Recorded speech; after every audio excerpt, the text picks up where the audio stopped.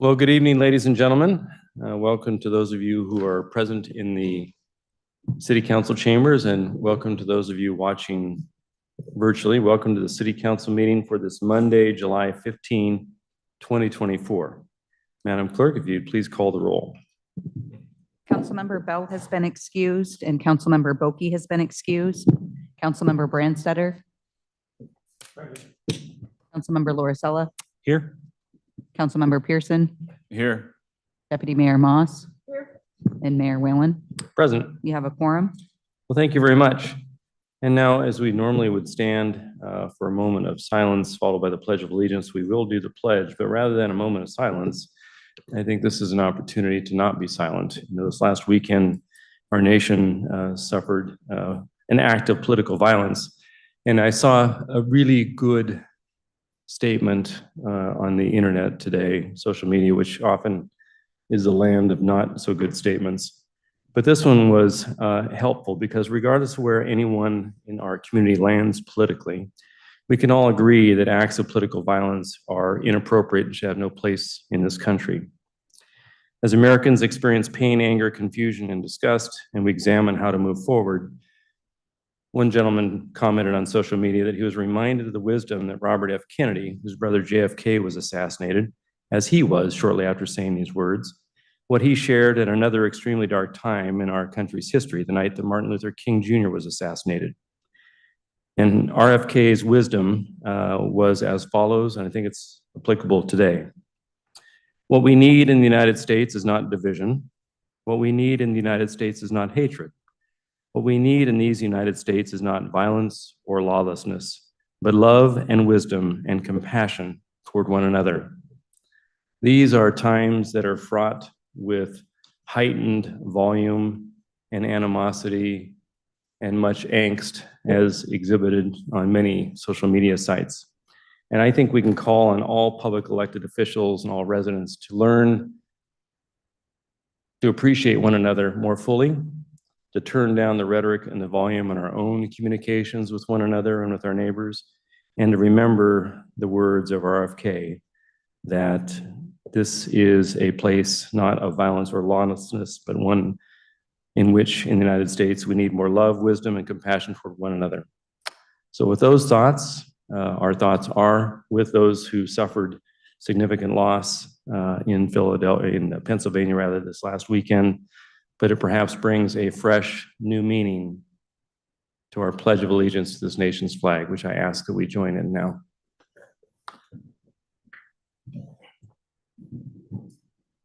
I pledge allegiance to the flag of the United States of America and to the republic for which it stands, one nation, under God, indivisible, with liberty and justice for all.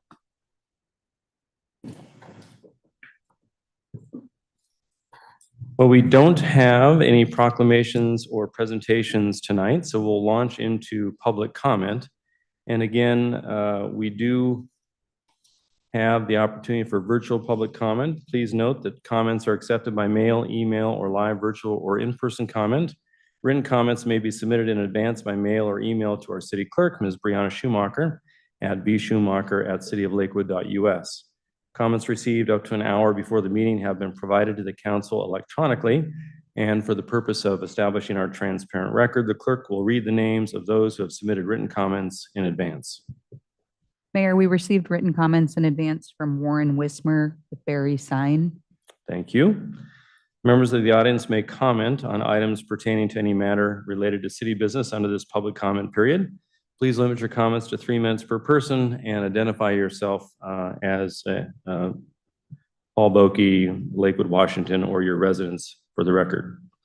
As I indicated, virtual comments are certainly appropriate in the city of Lakewood. You can make virtual comment by joining the Zoom meeting as an attendee by calling the telephone number 253-215-8782, enter the meeting ID number 868-7263-2373, or visit zoom.us and put that number in as a meeting ID.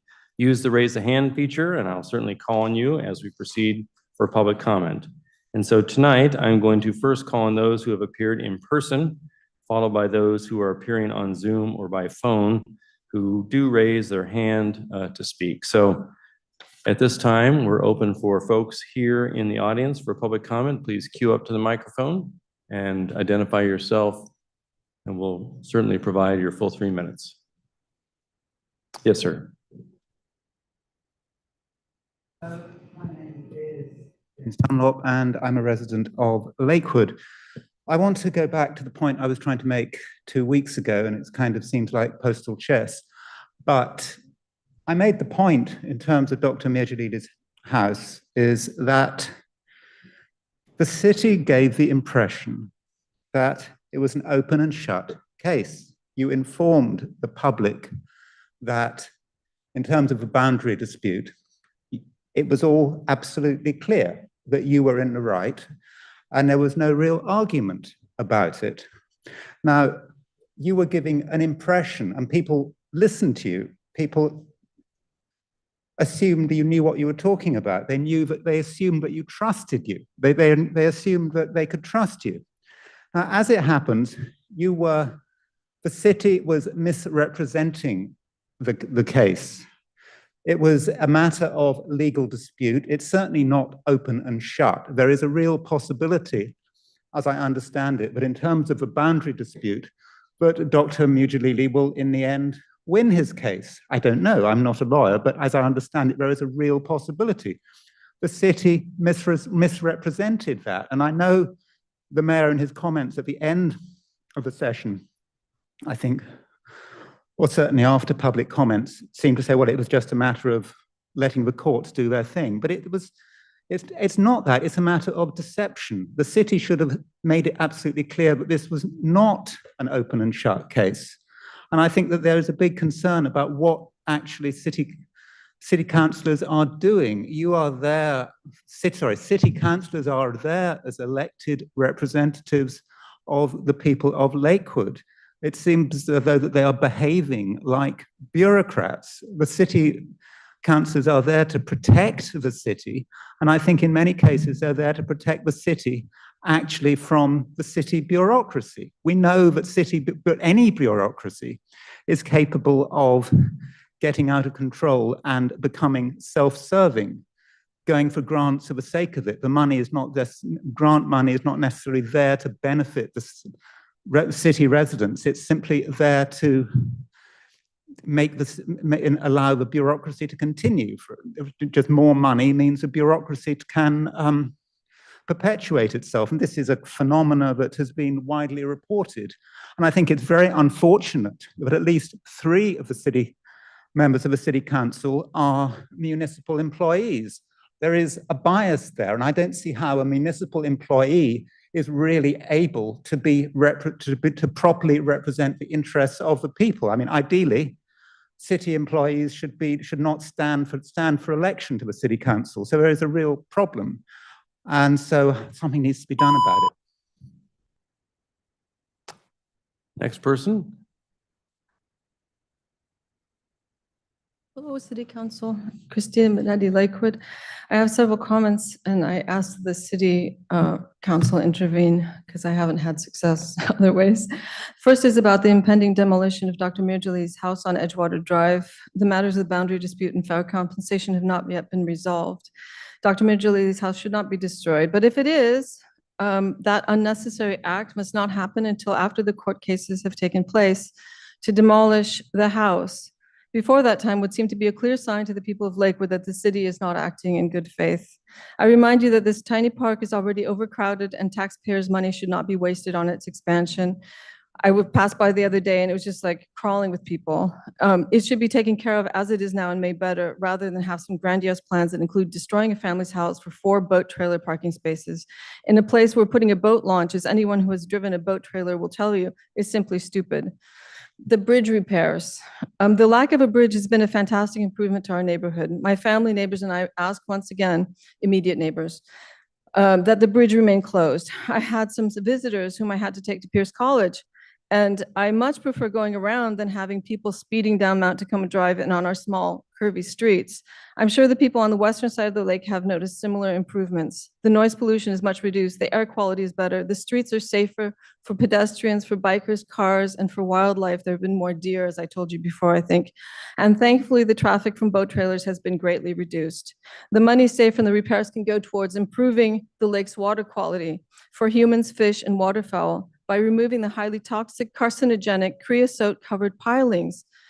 I think that's the proper word for them. The city allows fishing off the bridge right by those creosote-covered pilings that leach it out, especially in the summer when it's warm.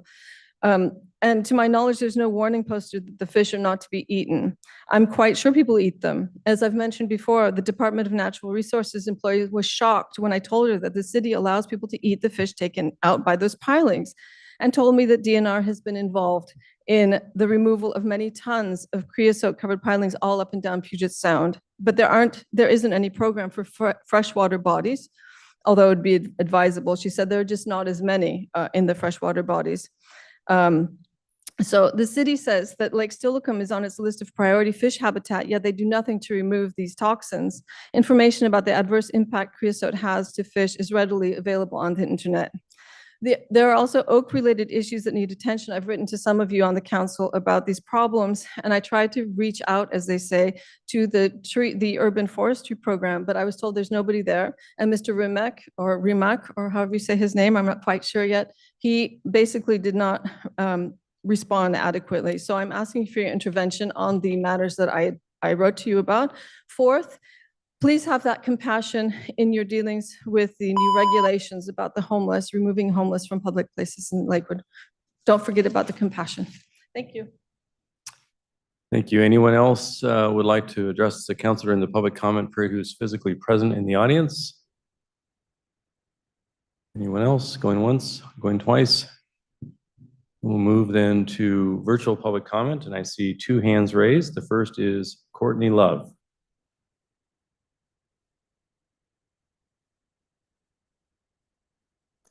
Hello, can I be heard? Yes, we can hear you. Thank you. My name is Courtney Love. I am a lifelong resident of Pierce County. I am the Director of State and Local Advocacy for the Lived Experience Coalition. I am a member of the Tacoma Lakewood Pierce County Continuum of Care, and I am on the Pierce County Comprehensive Plan to End Homelessness Implementation Advisory Board. If this is the first time you're hearing of 2 of 3 of those, or maybe all 3 of them, then I suggest that you might have more to learn before you make decisions about homeless people. Like the previous person, I would like to encourage continued compassion, wisdom, and patience, as I believe those were the words that this body was opened with, and apply them not only to political adversaries, but also to those who are most vulnerable and most harmed by their existence on the streets. We find that any law that moves people around or criminalizes them in any way is fiscally oppressive, not just to those who are being moved around, but also to those who are paying taxes for that work. There's no science that says that criminalization laws oppressing those living unhoused help in any way those living unhoused. And I want to ask you, who benefits from this law and who is harmed by this? And with that, I will give you back the remaining time. Thank you so much. Thank you. There's another hand raised with an unidentified name. It's user, so please identify yourself and your residence, and you'll have your 3 minutes. Hi, my name is Jan Hutchinson. Can you hear me? I can, Jan. Thank you. Hello. I have been involved and worked as a volunteer and worked in human services in Lakewood for over 25 years. I live in University Place, but I do own some property in Lakewood also. First of all, I have always bragged about the fact that the city has put 1% forward. I think that that was very progressive. Now, however, I have concerns about the idea of moving people and the thoughts that people are unwilling to accept help, which some of them are not willing to accept help. There's really no place for people to go. So I ask you specifically, if you pass this, that you do it with compassion and that you think in terms of giving somebody 24 hours to move is just not enough time. And asking a social service agency to come in and help somebody move in 24 hours is definitely not enough time. Now, in this day and age, with the whiplash effect of cold and heat, that's even becoming more difficult when we move people around. And I want to draw your attention to something I experienced this week doing outreach in the city of Tacoma, where I was working with a man in a wheelchair who had an infection in his foot. And the reason he had the infection in his foot was because he got frostbite last January. There was a nurse that wanted to go out and visit him, but she couldn't find him, so she wasn't able to help him. And that's because people are being moved without a plan of where to move them. I don't envy you trying to come up with solutions, but I do just ask that we continue to try to work together and try to think in terms of, before asking people to move, where are we asking them to move to? And if you are going to be asking people to move along, please give them more than the suggested 24 hours. Once again, nice to talk to you. Thank you for your time. Thank you. The next is an individual identified by T.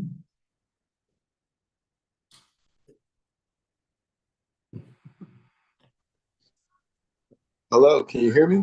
Yes. My name is Talil Rashay. I'm a representative of the LEC. One component that I really wanted to bring up about this situation is, if it was to get passed, the main question is, how is it going to affect the whole position as far as financially, and the whole point of anybody's harm when they're in jail and everything. So I want to make a proposal that we start focusing more on finding sources that we can take and guide the homeless people to get them in a better direction for housing, instead of just going to jail and trying to figure things out. Thank you. Thank you. That is the last individual, Madam Clerk, I see with a hand raised. Have we missed anyone online? Mayor, there are no other virtual hands raised at this time. Anyone else online who would like to address council during the public comment period, online or appearing virtually? Going once, going twice. I'll declare the public comment period closed. We now turn to the consent agenda. Madam Clerk. A, approval of the minutes of the city council study session of June 24th, 2024. B, approval of the minutes of the city council meeting of July 1st, 2024.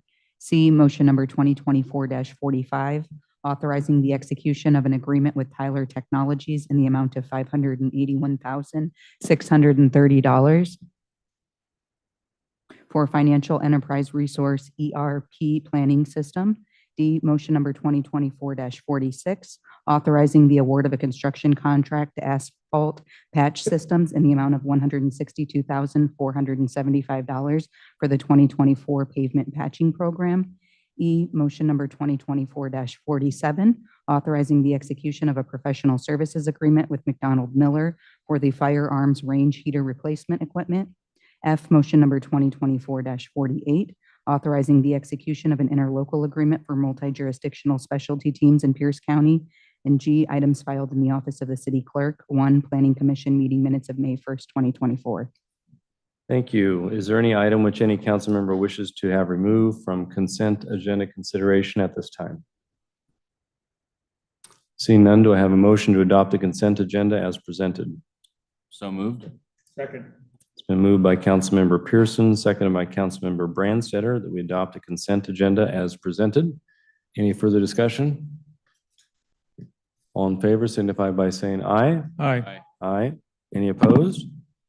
The consent agenda has been adopted. We now move to the regular agenda, ordinances.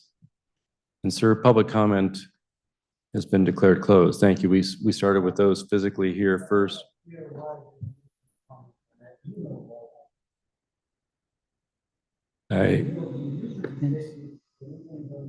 Which I did. I did. I'm sorry. Yeah.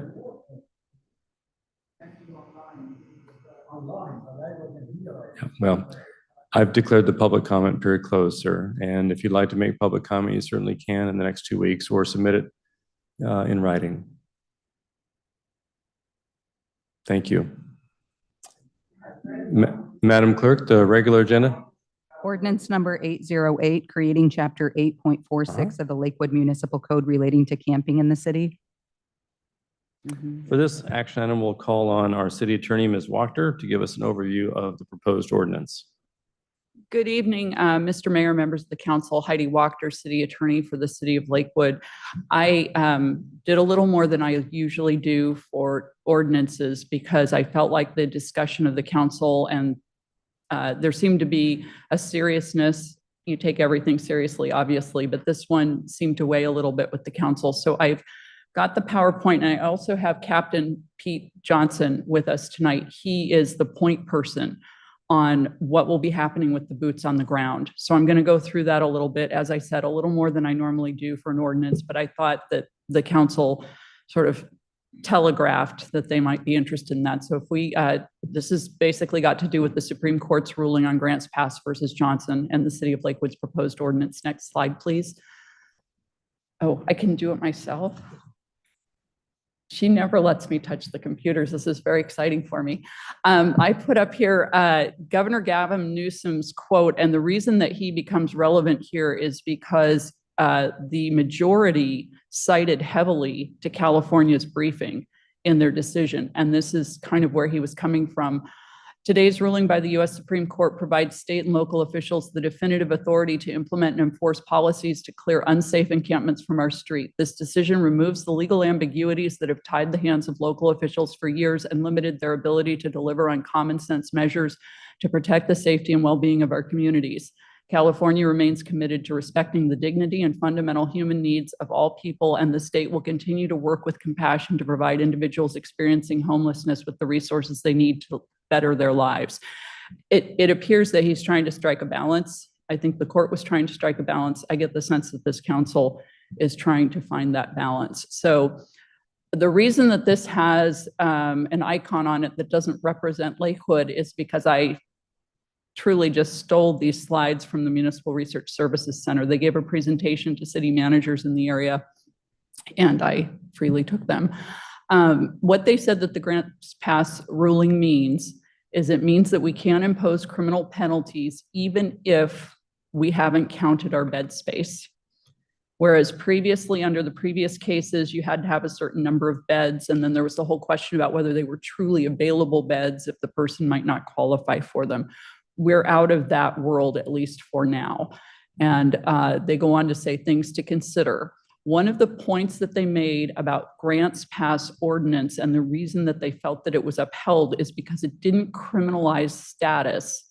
It criminalized specific behavior. Now, what that means is when you enforce, it does not matter whether it's a student doing some kind of an experiment for school, living on the streets for a week, or a person who's truly homeless living on the streets.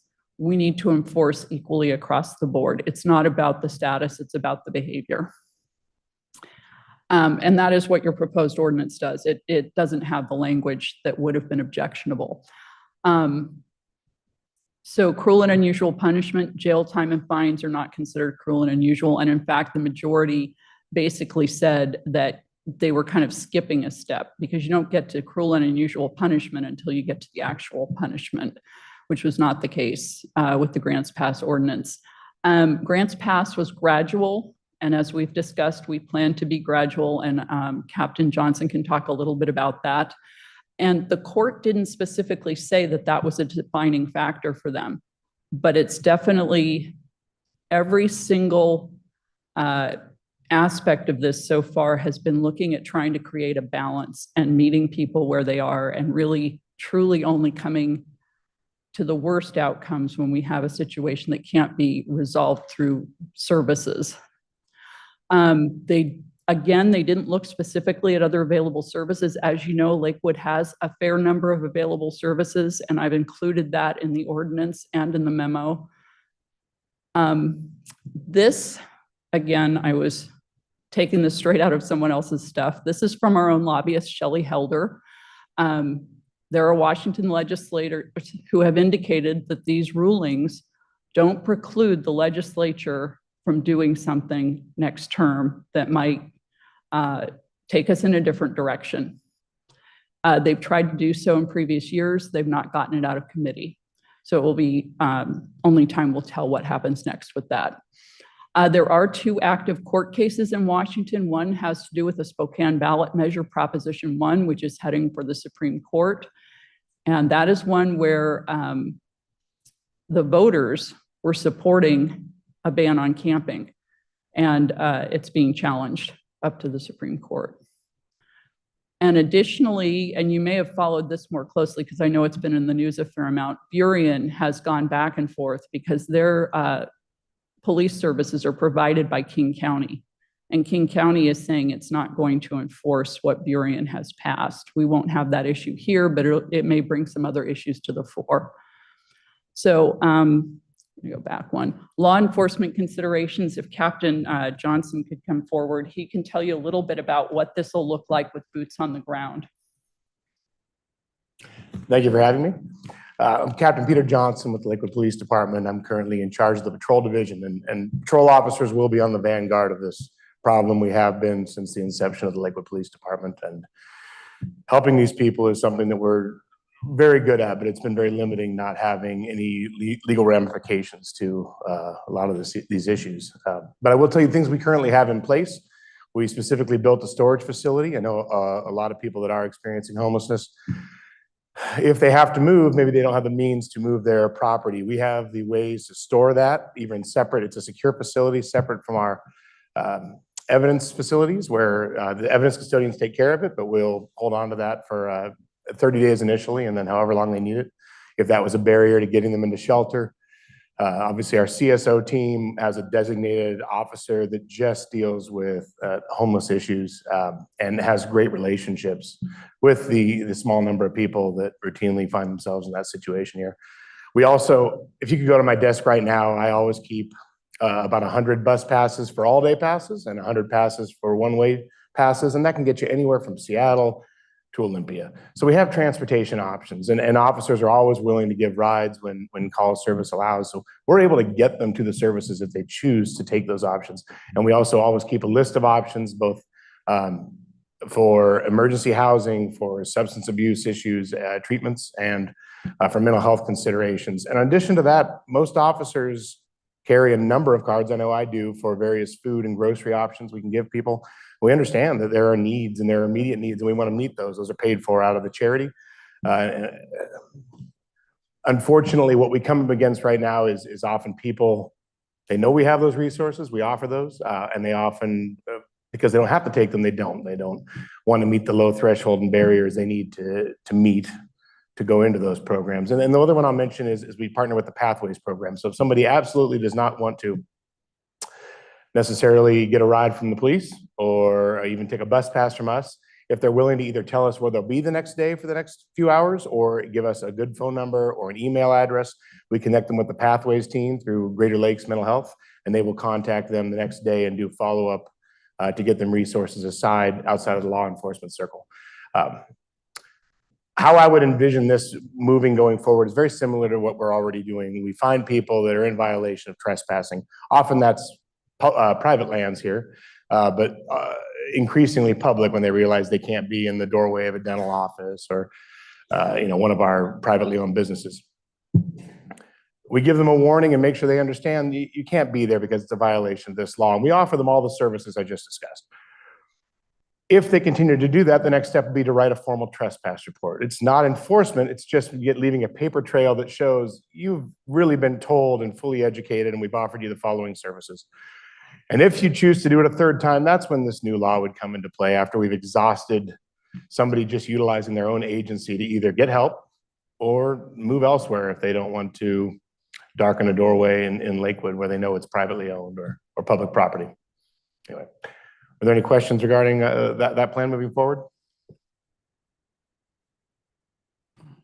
I'm sure we all have a few questions. Mr. Branstetter, did you have a question? Kim Johnson, yeah, thank you. And what you described aligns with my understanding as to how the department was working to help people and address the problem. And you indicate that you would probably just continue to operate in that vein. Okay. Absolutely. So why would this ordinance be necessary?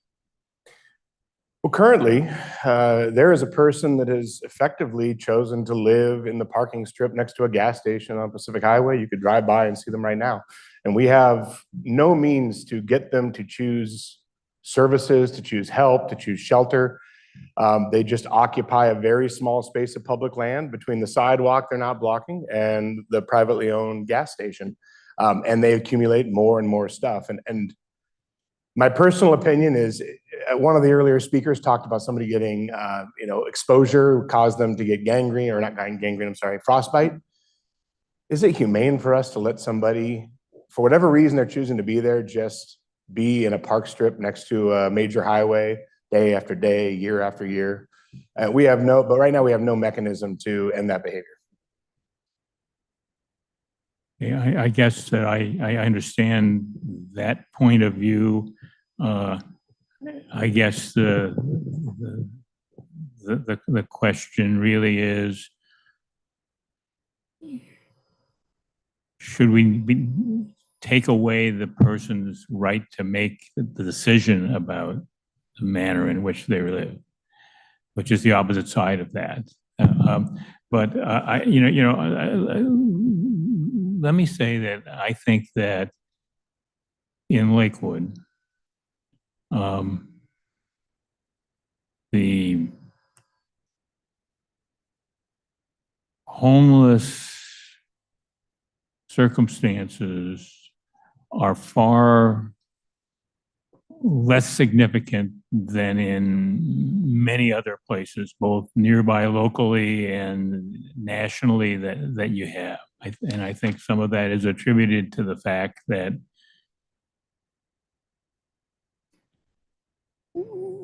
the police department and other organizations within the city work to help people, even though there are people who you've really got to be repetitious before they'll say yes, if they ever do, to be able to go and do that.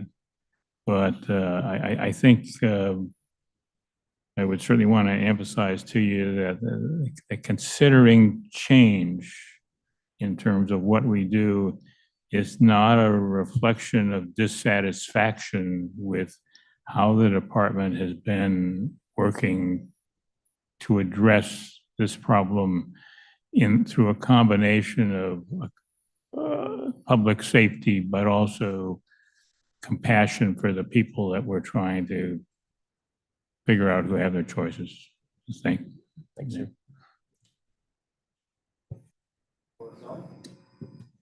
Thank you, Mr. Mayor, and thank you, Captain Johnson. It's a sensitive topic for a lot of people, and I appreciate that.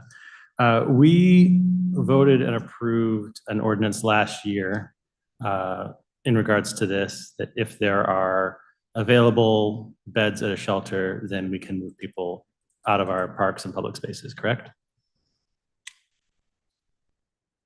Councilmember Laura Sella and members of the council, I did address that ordinance and one that predates it. We basically passed a new ordinance every time the courts came out with a new decision.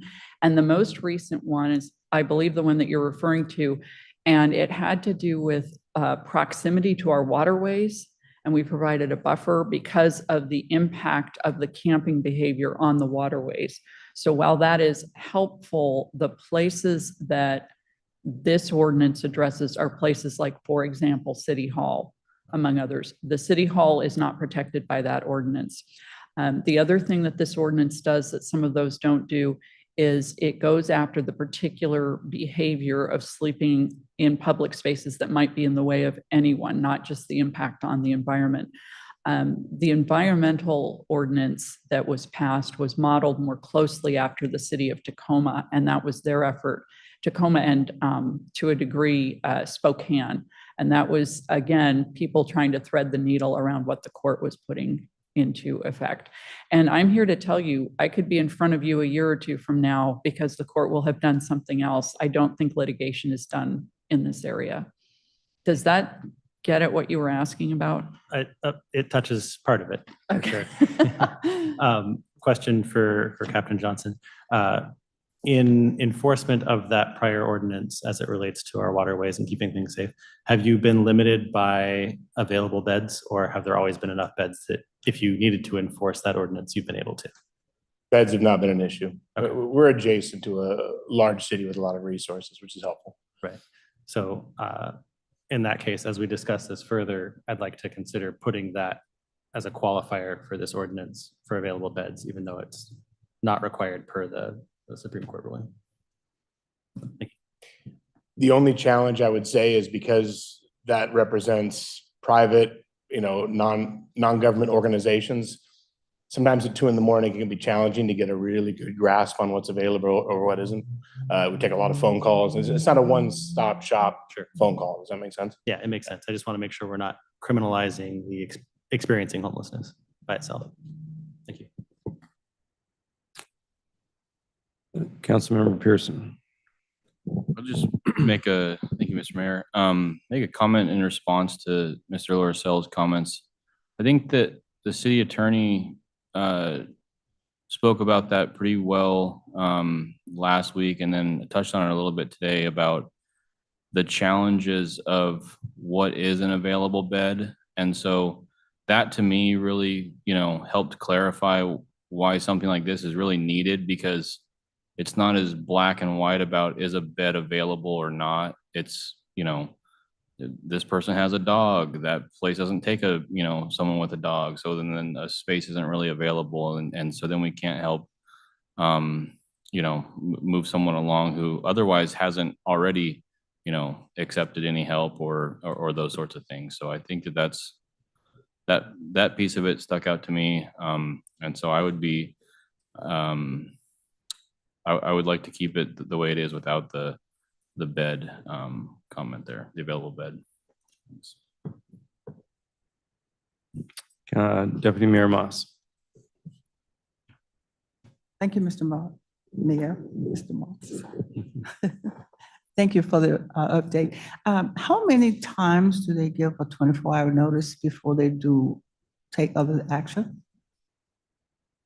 There would be at least 48 hours, because you're going to give an initial warning, a verbal warning, followed by a written report that would formalize a trespass. And then really it would be, would the arrest, I apologize, would the arrest end up being under a trespass ordinance, or would it be a violation?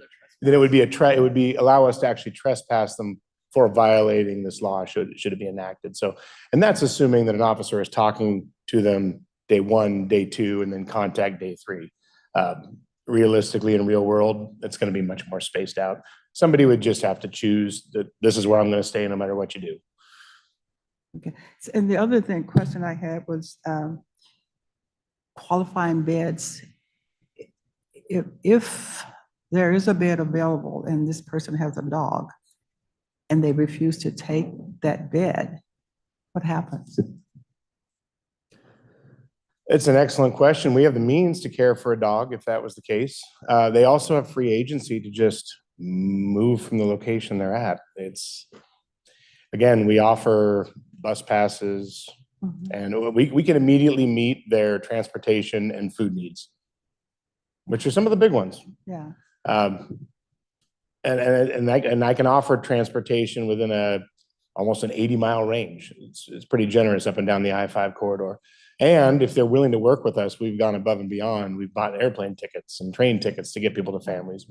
We have the desire to help people if they're willing to take that help. We're not really talking about people that are looking for help and can't find it. We're talking about people that are choosing to stay regardless in one spot, unsheltered. Thank you. I was just trying to wrap my head around some of the challenges that you're facing. And not to get lost in stories, but we had a family that was living in a car, and we tried everything we could to get them into shelter and housing, and it was their dogs. This mom with her children said that they were in a large SUV with 6 dogs, and CPS would not get involved any further because at least they were together. But it was cold nights, and we were trying to put them into housing, but the dogs were priority more than being in shelter, more than a hotel. It is a problem, but again, at the end, you have free agency and you need to make good choices, as whether it's for yourself or as a parent. Do you know where they ended up? I do not know the end of that story. It lasted for a few weeks, and then I think we helped get their car repaired at one point. They moved on. Unbelievable. Thank you. A few questions that I have, Captain Johnson. So oftentimes good legislation is promulgated by good data. Can you describe the gravamen of the issue here that we're trying to address? I mean, we have a large chronic homeless population that simply doesn't move along. Is it the same 2, 3, 4, 5 individuals, or are they folks that kind of come and go with the same sort of behavioral attributes where they don't want services and they're just hanging out? We have a personal relationship with 90% of the people that we're discussing. Okay. If I don't know their name personally, and I probably know a few of the names that we're within 100 feet of, Right. My officers will. It's a matter of just putting a picture on an email saying, hey, this person just stole from 7-Eleven. Who are they? I usually get a response within 5 minutes. So knowing the name of Mitch over off of 100th, what do we do with someone like Mitch? Talking specifically about him, we tried to utilize the housing, which is very low barrier on Hosmer that we had funded. And that allows for pets. That involves 2 meals a day. It involves counseling, both mental health and drug if you choose. It did not suit his needs, and he chose to leave.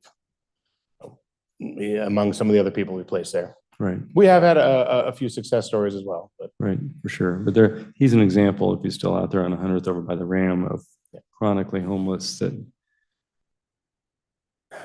doesn't appear to have a substance abuse problem, more of a mental health or just a desire, this is what he wants to do kind of issue. And that's a tough one to move along, even though shelter is available. But this will give you the teeth to do that. Yeah, and has been provided. Right. In that case. So when you write a report on someone that you don't necessarily know the name of, how do you obtain ID from many of these folks to get an accurate report? Well, if you are trespassing, you do need to cooperate and identify yourselves. Okay, and they do for the most part? Yeah. Okay.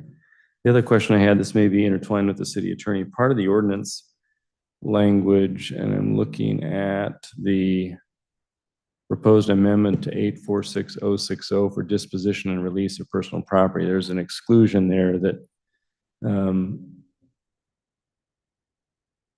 weapons, drug paraphernalia, items appearing to be stolen, evidence of a crime may be retained as evidence by the police department.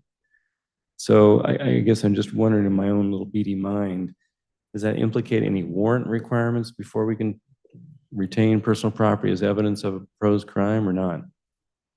It's the equivalent, Mayor Whalen and members of the council, of what we call an inventory search.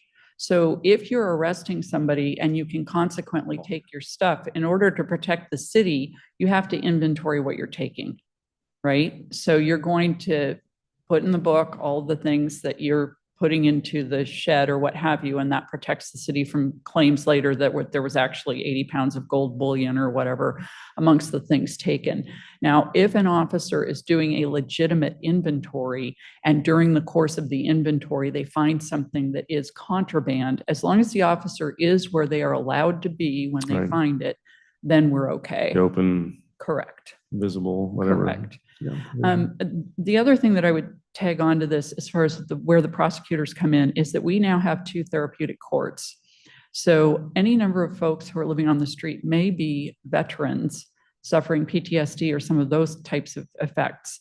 A person arrested for this type of activity, criminal trespass pursuant to this ordinance, who turns out to be a veteran, is an almost ideal candidate for Veterans Court, where there's intensive wraparound services that can help them a little bit. And there's a little bit of a, the court aspect to it to maintain that accountability. And now that we also have community court, the person doesn't necessarily have to be a veteran, but we have avenues once they are in the criminal justice system to plug them into services yet again, just with a different motivation this time. So back to Captain Johnson. So assuming for a moment that the ordinance is not amended to add a requirement to inquire about shelter being available before enforcing the terms of the ordinance, what is the practical reality of how we respond on the street? Isn't it fair to say that you do offer or refer folks to shelter that may be available if shelter's available? Absolutely. That's what we've been doing for years. Everybody gets referral. We offer them the sheet, I offer them pathways. If they're amenable to it, then we try to offer them food and transportation. Often they're not. And because the number is so relatively small, just chronic here, they're used to it and they're used to what we offer. The biggest thing is us trying to get them to clean up the expansive trash that builds up around where they've taken up residence on next to a freeway or a road. We're still going to offer that. And how it would look in practice was an officer, let's say I'm not familiar with the person, but I see that they've clearly set up shop next to a Denny's, and I would check their name and I would see if there was a trespass report written previously, and I would look to see if it was detailed and that the previous officer had clearly communicated with them what their options were and offered them the following services, and that they were told you can't be next to Denny's. And I gave them 12 hours to get their stuff packed up and go to one of the options. And if they chose to ignore that, that's when enforcement would be taken. But there's a documentation that runs in all law enforcement, so we can check and see. It doesn't have to be the same officer following up on it. Okay, very good. Any further questions of either Captain Johnson or the city attorney? Mr. Branstetter.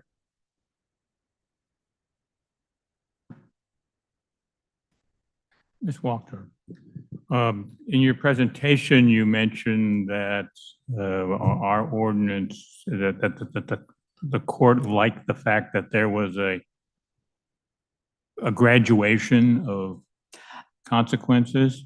And you said that would be in our case, but I'm trying to see where I see that in this ordinance. Councilmember Branstetter, the graduation is that the person upon a first contact would not be automatically arrested for anything.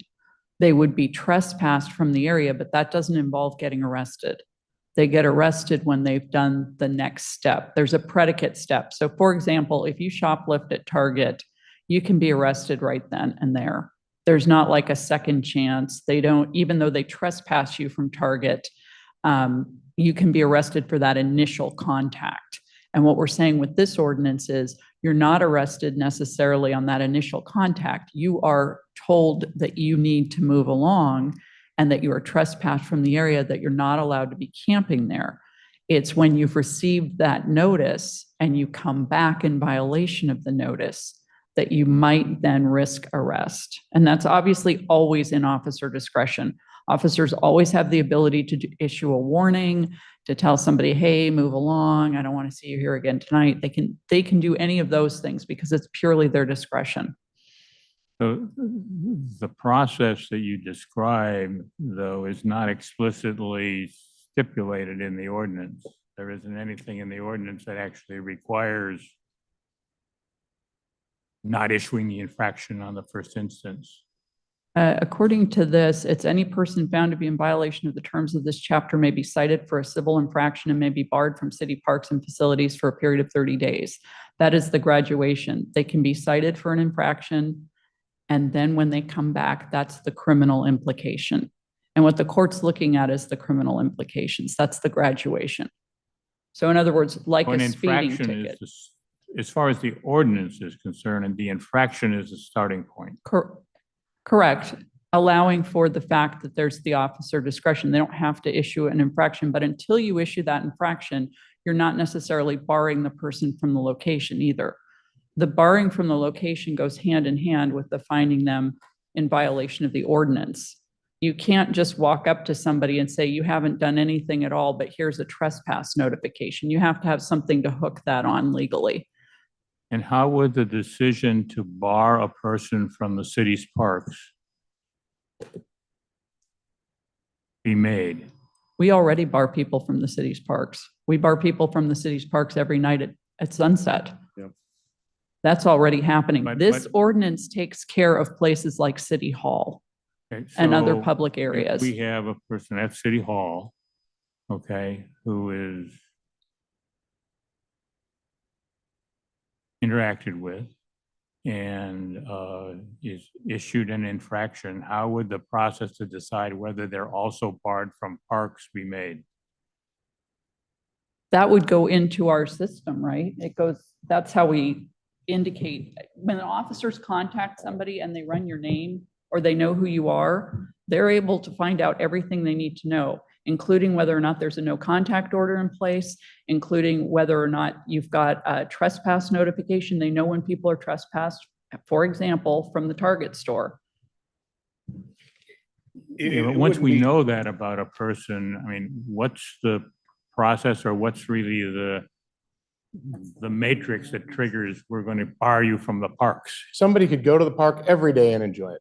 Every day, anybody. That's not house status based. It's when you set up camp overnight, when you're there after it's closed. It wouldn't matter whether your kid's pranking or you're somebody trying to sleep there. If you're there when it's closed, it's a violation and you can issue a trespass. And then if you choose to violate that, then it would be enforceable beyond just being banned, and it would be an arrestable offense. So, so this, I guess that it says may be barred from city parks and facilities for a period of 30 days.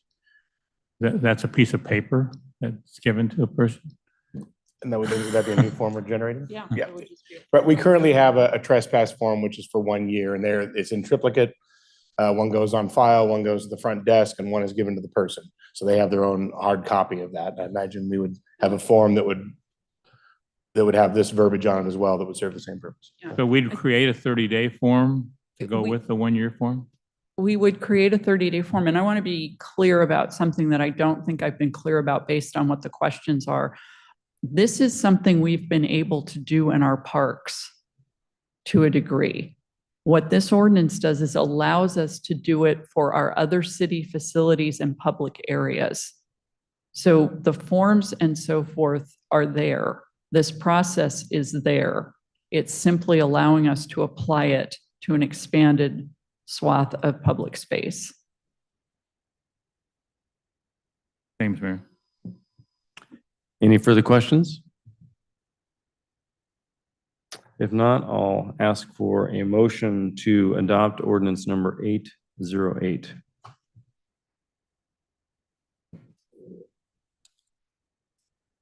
I move to adopt ordinance number 808 as written.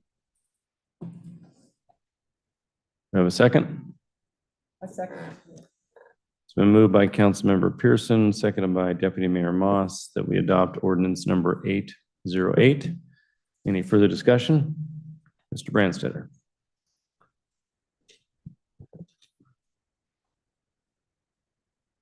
Mr. Mayor, I'm uneasy about this ordinance. And I'm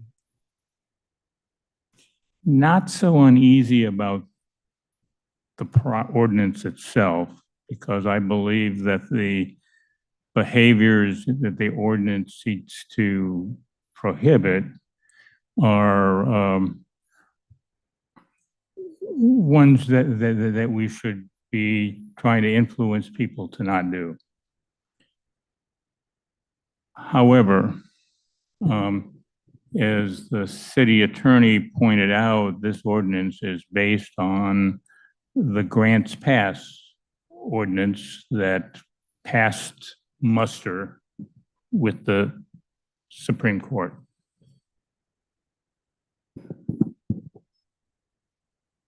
However, the city of Lakewood is not Grants Pass.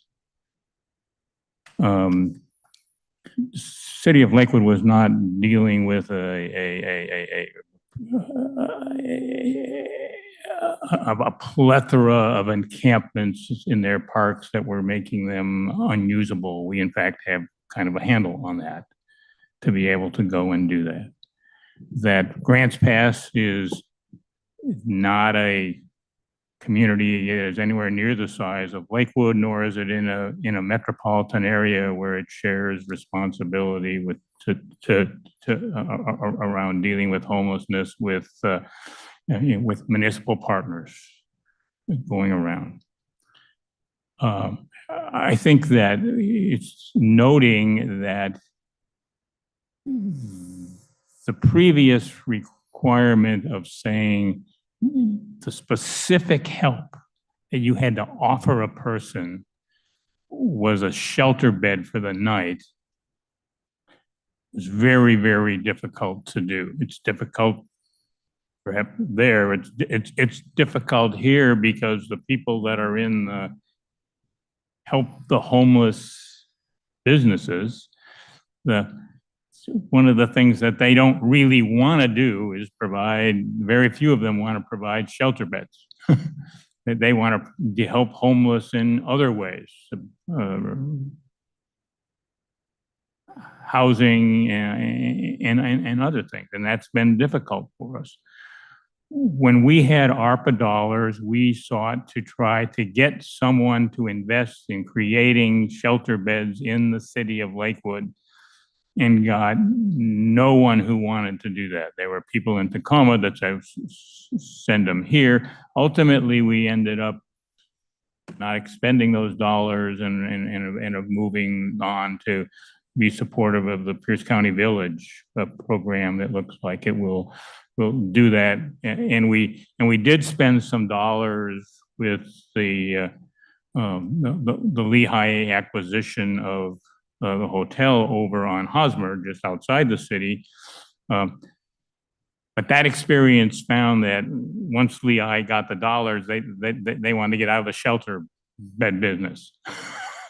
And we ended up getting some of our money back, but not all of it, being able to go and do that. So this ordinance to me seems to just have, it ignores and it doesn't document the successes that we've had with related to homelessness, but it's focused on a very small number of chronic people that somehow we haven't reached and gotten to go on or convinced that there is a better way to live than how they're living. But I don't think we should be giving up on these people. I think we can have an ordinance of this sort, but it should always be tempered with working on how we're going to try to help, and we should be looking to do that. The discussion on the ordinance and the ordinance lists the fact that we have a 1% of human services, and there's a list of 20-some folks over there. But there's only 3 groups on that list that are really engaged in homelessness. There's people dealing with hunger and people dealing with health and people dealing with the youth recreation programs and other things. Okay, so so putting that, bragging about that into saying we're doing enough, I think is a bit self-serving and not really the case. I think that what the Supreme Court decision really provides for Lakewood, because I think that in Lakewood, if we look at and read the temper of our community would really like something to be done to help all the people that we see out here who are chronically homeless. Mitch and others and that we see around, people would like to do that. But people don't necessarily want us to just do enforcement and create a punishment thing. I don't think that we really want to be the major outcome we're trying to have our police department achieve is to get the people to move out of town. Okay, I think we really, I think we have a community that, while they don't necessarily like the behavior they're seeing, the resolution that they want is people's lives to improve, things to get better. And so I think our reaction to the Supreme Court decision by just modeling a new ordinance after a grants pass ordinance is a bit of a knee-jerk reaction. And I think that instead, it should be an opportunity for us as a council and perhaps in engaging with our staff, the police department and others. Okay, it's time to take a look at what can we do? What should we do now that we're out from under the must offer a shelter bed? I mean, we have the Planning Commission working on elements of this. We have, you know, the Community Services Advisory Board, again, the police department folks to do that. So I think that before we just move forward with adopting a mirror of a grants pass ordinance, we should take some time and look at what's the right solution to move forward on this problem in Lakewood. And we need to move forward in a way that isn't as overly reliant on the police department as we have been. Okay, they have a role because where they are, and they do get in contact, and sometimes they're the first ones to there. But I think that there are others we can engage with. I know our our joint contact team of the behavioral health tuning, they'll do that, and the equivalent team that the fire department has actually, you know, we hear that they say had to contact people a lot of times, but eventually they moved on to something. And so it's not an impossible task, but we should decide what is the right way that we should look to do that. So, Mr. Mayor, I would like to move to continue consideration of this ordinance to August 19th.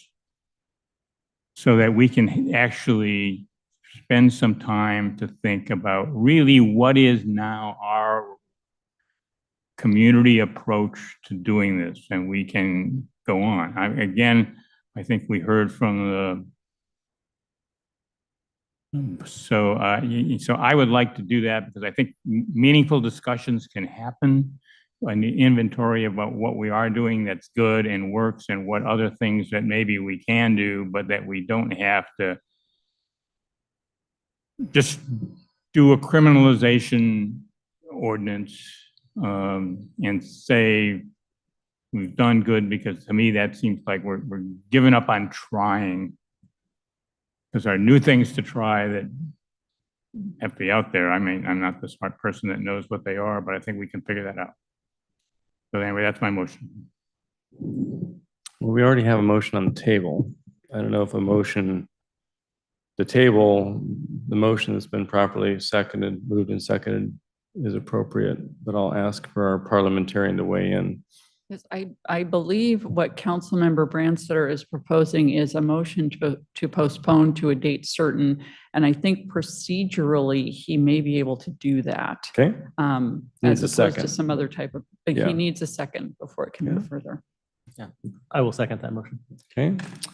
It's been moved and seconded that we table consideration of ordinance number 808 to a date certain, that being August 19. That's a suggested date, but that really depends upon the calendar that we have for that evening. Well, it depends upon whether the council wants to set it over to a date certain. You have a second, you haven't voted to postpone it yet. Oh, I heard he moved it to be considered on a date certain, that being August 19. No, you have to agree to do that. Okay. He can move to postpone to a date certain. That motion has been seconded. You are now talking about whether or not to postpone it to that date certain. If that motion fails, you go back to the main motion. Without consideration of the date that's certain. Is that what you're telling us? Well, then you'd want to amend what's before the body. Okay. So right now, the motion before you is to postpone to August 19th, and it is proper in that kind of motion to designate a date certain. It is slightly, and in a way I probably couldn't explain to you, slightly different than actual tabling, but that is what has been moved and seconded. That is the motion that's before the body right now. For consideration on the 19th of August. That's what it is. The Councilmember Branstetter has essentially said, I want this whole thing to take place on August 19th with more certain types of information and whatnot, and some other thought and discussion to go into it that would take place on the 19th. Got it. The council has to choose whether or not that's acceptable to the whole council. Yeah, I get that. Yeah, yeah. Okay, so it's been moved and seconded. Is there further discussion? Mr. Pearson. Thank you, Mr. Mayor. You know, Mr. Branstetter touched on a number of points and very important points at that. I think one of the points was about, you know, us taking the time to look at other options and see what's out there. You know, I think that where we're at as a community, that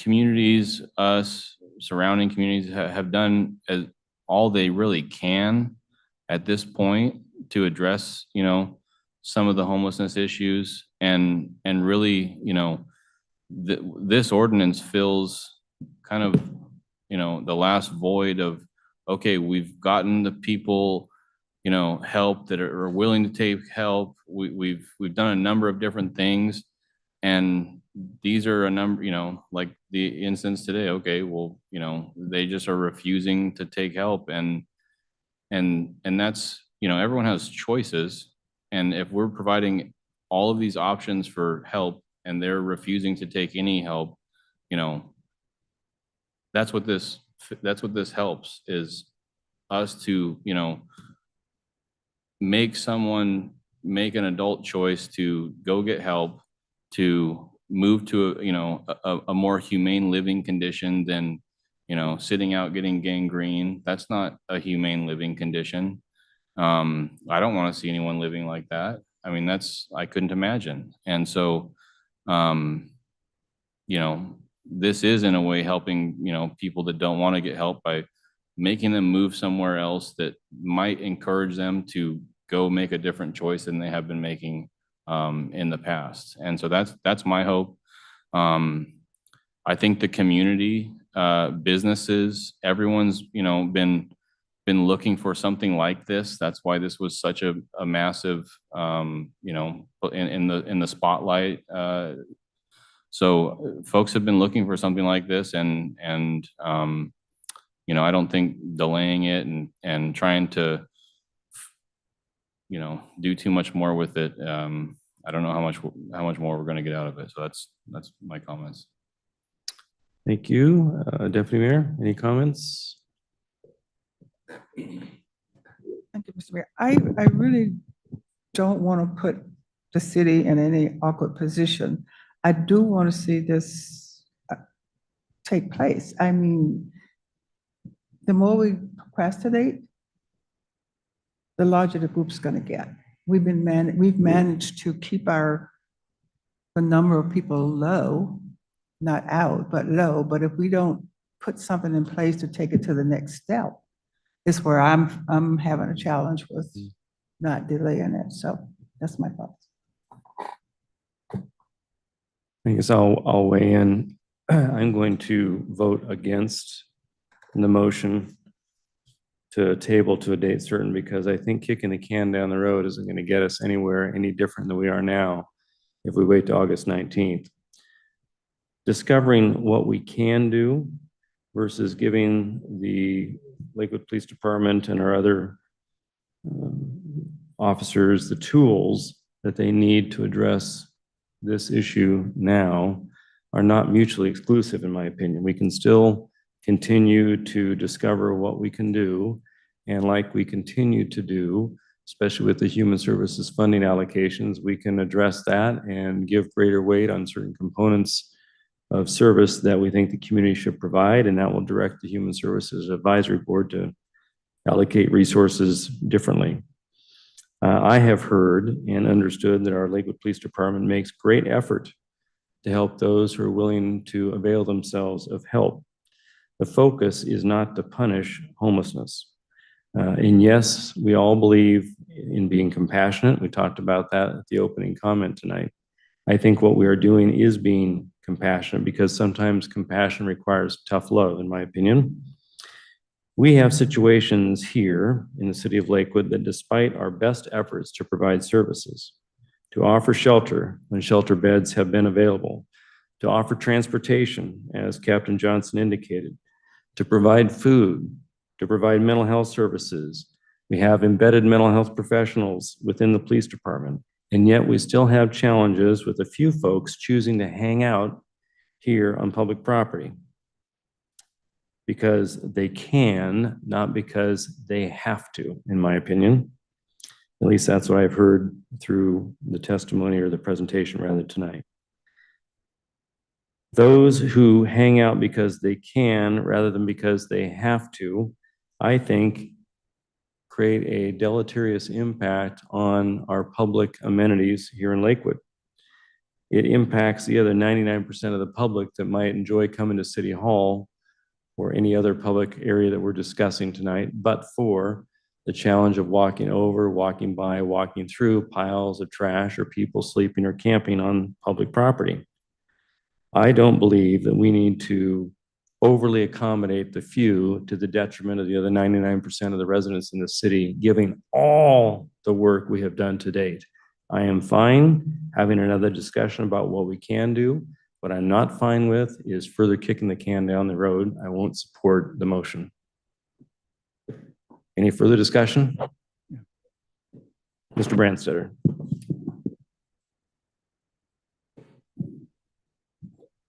Mr. Mayor, I make the motion essentially to give us a month to talk and look to do that. One, because I disagree that this motion is a silver bullet that solves anything.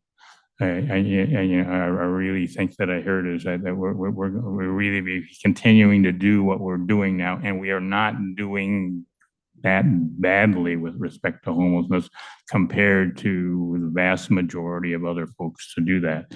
The issue is to pass an ordinance and then say, well, let's go. I mean, we need to sort of get out of the model of passing an ordinance once a year to try to do one thing and never really do a comprehensive look at saying, okay, so what is what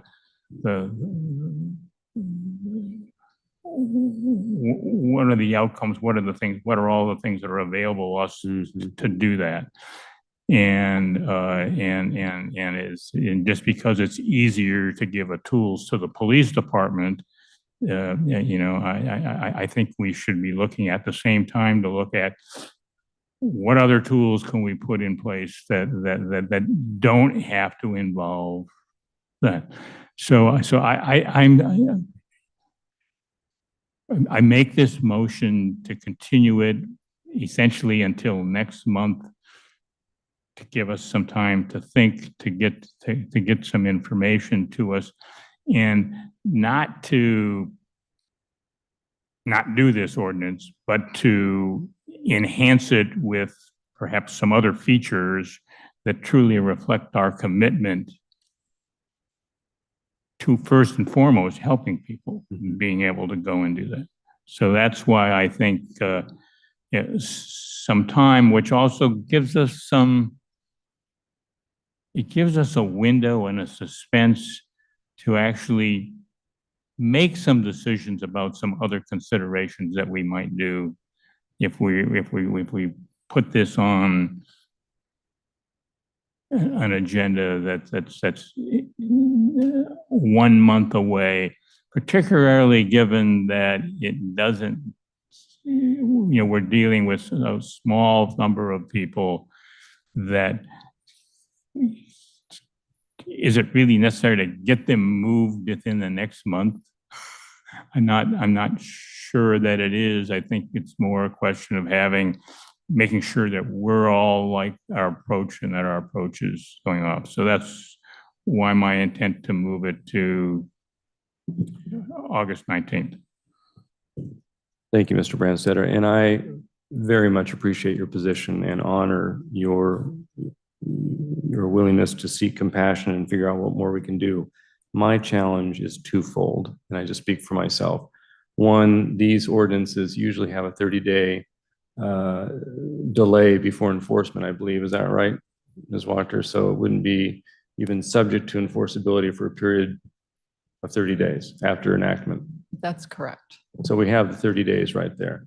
The second thing in my mind is, as I sit here today listening to all of the well-meaning comments, I'm not sure what we would be asking our staff to bring back for us to further review, which we haven't already reviewed ad nauseum, in my humble opinion, over the last 12 to 18 months about services that are available, services that have been offered, the shelter issue. We know that there isn't sufficient shelter beds.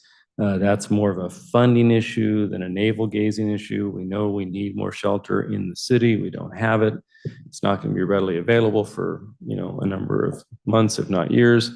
The only thing, in my humble opinion, that we could do that might be worthy of a conversation, not that these other things are not worthy of a conversation, I'm not saying that. I think that there may be interest in the various communities here in the South Sound to have more of a regional conversation about what we collectively can or should do together to further address this issue above and beyond what we've already collectively tried to do. But in my opinion, they're not mutually exclusive conversations. We can still have the conversation. We can still have regional conversations, but we can also have teeth in an ordinance that, as you've described, may only impact a few. But I think it will send an important message, and it doesn't preclude us from adjusting it, alternate, amending it. That's my thought, but I do appreciate the conversation tonight. So, in the absence of any further comments, let's have a vote on the present motion, which is to table consideration of ordinance number 808 to a date certain. All those in favor of the motion signify by saying aye. Aye. Aye. All those against the motion on the table signify by saying aye. Or I'm saying nay, excuse me. Nay. So it's 3 noes, 2 yeses. The motion to table fails. We're now back to ordinance number 808, which has been properly moved and seconded and is on the table for consideration. Any further discussion of ordinance 808 as presented? I had a question. Councilmember Lauricella, then Councilmember Pearson. Thank you, Mr. Mayor. And I had a procedural question. If I wanted to move to amend the ordinance as written to include requirements for available housing, what's the process to do that? I think you could do that. And what you would want to do, we're an optional code city, which means it's pretty liberal as far as how detailed things actually have to be in front of you. So make your best, most articulate amendment as to what you would want included in the ordinance. We will keep with the spirit of what is adopted if it passes. You need to have a second, and then you'll be discussing just Correct. that. Okay. So then I would move to amend this ordinance Okay. to include qualifications similar to our ordinance last year around water frontage. So similar requirements that we put into that ordinance for housing availability. Oh, for housing availability. So Correct. your motion, as I understand it, would be to amend ordinance number 808 to provide a condition precedent that the enforcement officers first determine whether housing is available and communicate the availability of it to those subject to the ordinance before enforcement. That would Effectively. require the subject party to take advantage of those resources, and if they do If not. available. If available. Is that, If they're not available, then not being able to enforce the trespass ordinance. Okay, and that is a practice, Ms. Walker, that has been utilized by our police department under the old ordinance. Is that right? Just so they're familiar with it, so that we can get clear language for you. Mayor Whalen and members of the council, Lakewood Municipal Code 9.15.030 regarding enforcement. And this is the ordinance that we passed in the wake of, I believe it was the Martin Boise decision.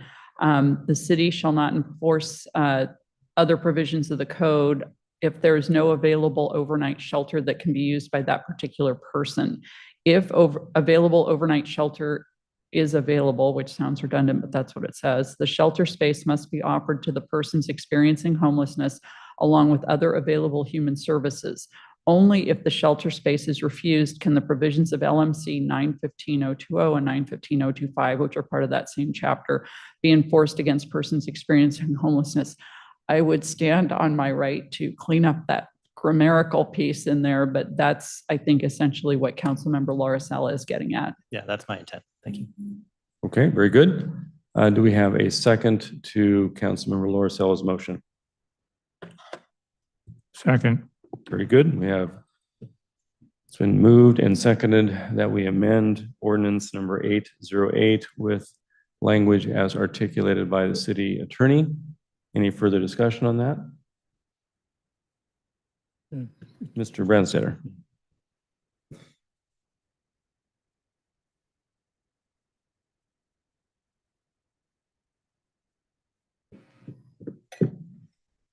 Mr. Mayor, while I like the concept of Mr. Lauricella's motion, that, and certainly the Supreme Court decision didn't say you could have that sort of a piece to do that. I am concerned that this ordinance is broader than the ordinance from last year that particularly dealt with some wetlands and critical area things over there, and that had offenses that were misdemeanors, whereas this is a deal with an infraction.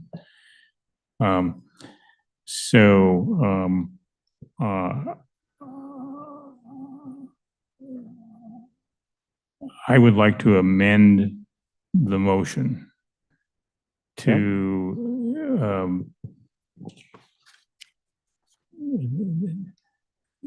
delete the requirement that the ordinance cannot be enforced unless the shelter bed is available, offered, and not accepted, to say that if a shelter bed is available, it will be offered before an infraction is issued,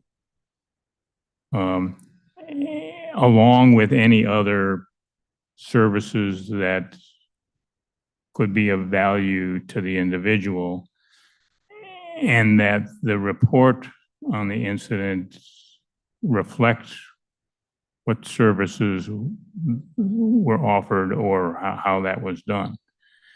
I think that that still allows the meaningful parts of this ordinance to perhaps be implemented by infractions, whereas the absolute prohibition of the ordinance even taking effect previously was in part due to the fact that the violations were all going to be misdemeanors and more serious. So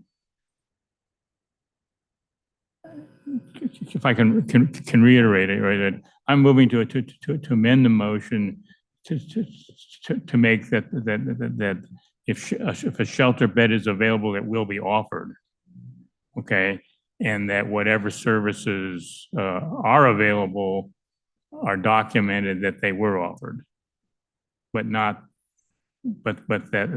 it is not an impediment to the enforcement of the ordinance that there's no shelter bed available, that we still go through that process. Okay. So before I ask for a second, I want want to get some clarity on the proposed amendment to the amendment under the rubric of what's before us, which is the language of ordinance 808 as presented. And as I understand it, looking at page 143 of our packet, we can all get there. It seems to me that if this amendment to the amendment passes and we get to an ordinance that's in good shape to pass, we would have to have language here, Ms. City Attorney, where it states in the middle of page 3 or our page 145, where it says, upon discovery of a campsite on public property, removal of the campsite by the police department may occur under the following circumstances, sub A, prior to removing the campsite, the city shall post a notice 24 hours in advance. And maybe where it says in sub B, at the time the 24-hour notice is posted, blah, blah, blah, the city informs local agency. Maybe this is where we insert the language, right? At the time the 24-hour notice is posted, what? That the officer provides information that shelter is available. It has been offered in writing, something, it needs to fit here somewhere.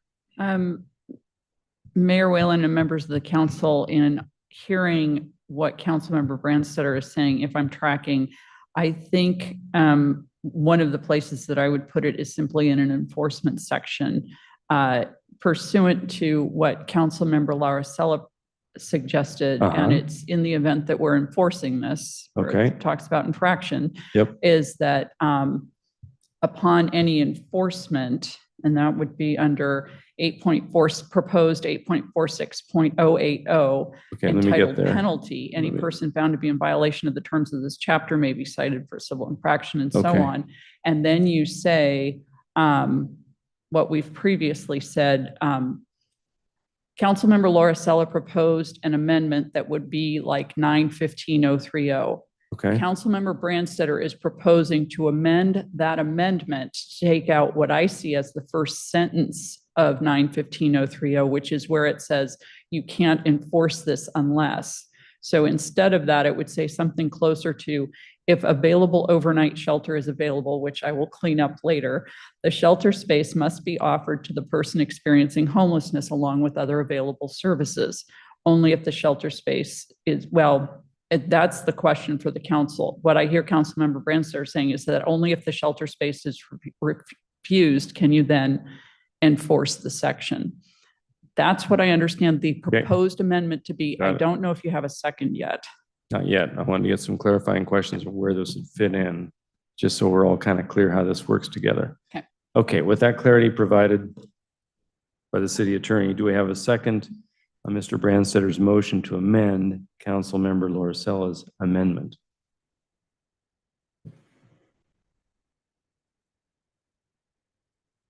Seeing no second, the motion to amend the amendment fails.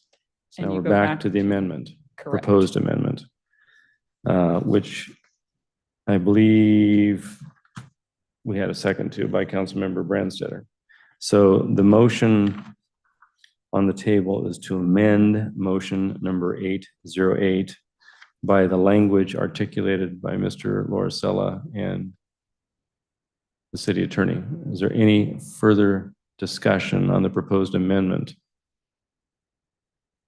Mr. Pearson.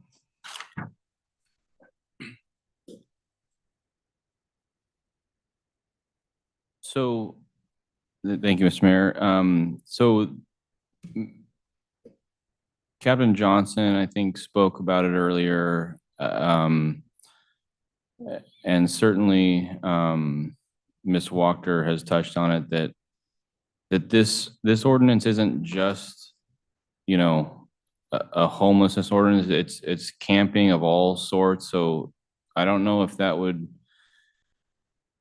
if there's kids out camping in the street or wherever, kids doing whatever, that's not, I don't know if they really need to be offered these sorts of services. That I don't think that's the intent of, that's part of the intent here, but that's not the whole thing. And I wouldn't want to muddy it up. I think that as I see, the homelessness crisis and how things are going, that those folks have been offered services. They've been, you know, historically have been offered services, and they're going to continue to be offered services. And I assume that many of our police officers, you know, it's not that they only offer services on the third time that they, you know, come into contact. I'm sure they're out there asking them, hey, you know, what can we do to help? How can we help you? You know, there are services here, we can get you. And this, it's not like this is they're only offering services, you know, or they're gonna make them do some, you know, move or whatever. So I don't think that that's really the intent here. So that's my comment. I would stick with the original motion with no amendments. Thank you. To be clear, this amendment would have you in a situation where only if shelter space is refused can you then do enforcement, just to make sure everybody's on the same page about that. Councilmember Lorcella. Thank you, Mr. Mayor. I just want to repeat what I heard from Captain Johnson, is that in enforcing the previous ordinance, availability of shelter beds has not been a problem. They've always been available. So by amending the ordinance with that same language that we had in the prior one, it requires that that safety net still be there, and it doesn't get us down a path where in the future, if we don't have shelter beds available, we are then criminalizing people who are experiencing homelessness and don't have anywhere else to go.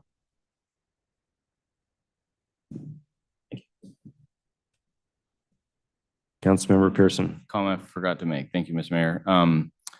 The other, you know, codes can be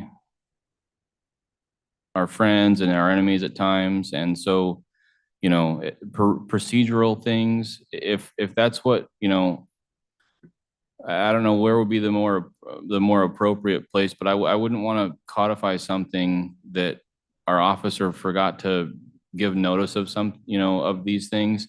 And now all of a sudden the city's in a situation where we, you know, the police officers did something and now, you know, there's a situation because we didn't go through a procedure that we codified, rather than having it be, you know, more of like a guidance material for our officers on how they should approach the situation. So that's just I don't like to codify things of that nature in general. And I would prefer that it was handled through the police department and procedures and things like that. So that's my comment on that. Thank you. Any other comments? Deputy Mayor, do you have a comment? Thank you, Mr. Mayor. I think this is my own personal feelings about this. The compassion that our officers share or show when they are handling these people, I think will overtake what we are saying, what I'm hearing, that we might be doing too much against people that are refusing to go or something like that. The compassion that they have, I don't think they go there. That's me. Well, here's my comment on the proposed amendment. Again, I appreciate the heart and intent behind it. My challenge is our officers have discretion. They have exercised discretion. They, from hearing Captain Johnson speak, they will continue to exercise discretion as he articulated as a matter of practice. And I tend to agree that if we provide too many restrictions that we think will evidence the council's greater compassion through the terms of an ordinance, I'm not sure it gets us there. And so I am going to vote against the amendment. I don't think we need to alter the language to provide the tools along with the discretion that the officers can exercise, in my opinion. You know, but again, it's up to the council. So in the absence of any further comments, Mr. Brandstetter? Mr. Mayor, yeah, thank you. Again, I'm concerned that the amendment that's now before us just goes a step too far. From time to time over the past year, I've heard conflicting information from various representatives of the police department of the availability of shelter beds. Sometimes they're there, sometimes they're not. That we had the group of beds that were over at the facility at Hosmer, and then when it closed and we went down to where they are and the if we were to follow the model of the previous ordinance regarding shelter beds, it said within 15 miles of the city hall to be able to go and do that. And I think that that's not always going to be the case. And there are elements in this ordinance that I think an infraction should still be able to be issued to a person, okay? In other words, and I think I'll have another amendment after we resolve this one, but I'm going to vote against this one because I think it essentially kills all the positive things that might come from this ordinance. That I think that it is something we could still do. I'd still like a shelter bed available to be offered, and we're not going to put in the ordinance. That's fine, but I don't necessarily want to do the reverse of say, you can't issue an infraction, if there's not a shelter bed to do that because. So I'm going to vote against the amendment. Okay. Very good. Well, having fleshed this out through discussion, all those in favor of the amendment signify by saying aye. Aye. All those against signify by saying nay. Nay. Nay. Yay.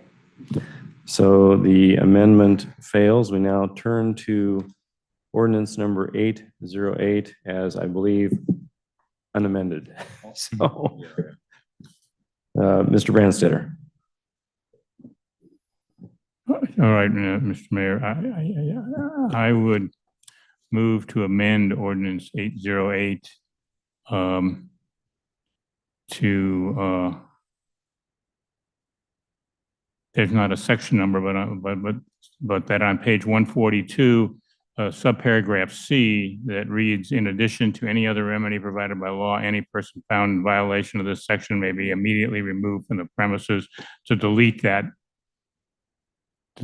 section from the ordinance. Okay, let me look at it real quick, just so I'm oriented with you. This pertains to sleeping on sidewalks, streets, alleys, or within doorways being prohibited. At the bottom of page 142, it reads, in addition to any other remedy provided by law, any person found in violation of this section may be immediately removed from the premises. And Councilmember Branstetter has proposed an amendment that would remove that section in its entirety.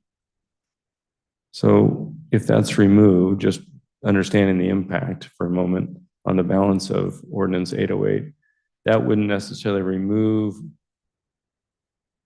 the provision from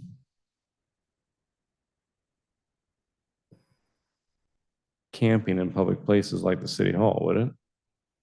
I think what you would have is a situation where you could cite the person, you could ask them to leave, but you couldn't actually remove them. Immediately. You had to wait the 24 hours? I think the 24 hours has to do with posting about your belongings. Got it. So you wouldn't be able to remove them at all, is what you're saying. You would cite them, you would trespass them, and then maybe when you saw them for trespassing, you would then arrest them. Okay. Do we have a second to the proposed motion by Mr. Branstetter, which effectively removes section C from page 2 of the proposed ordinance?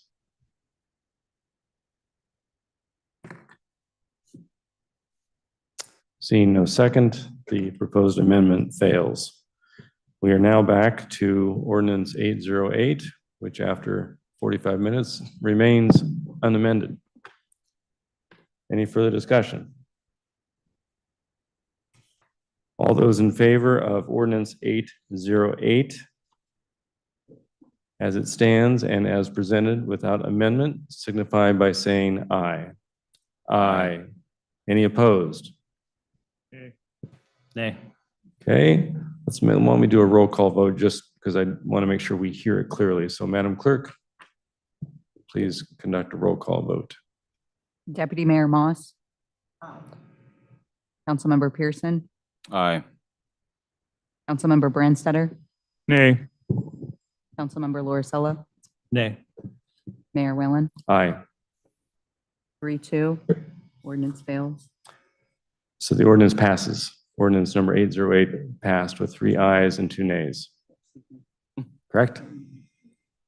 Okay, so ordinance number 808 has been adopted. We now turn to unfinished business and/or new business. There is no unfinished business nor new business.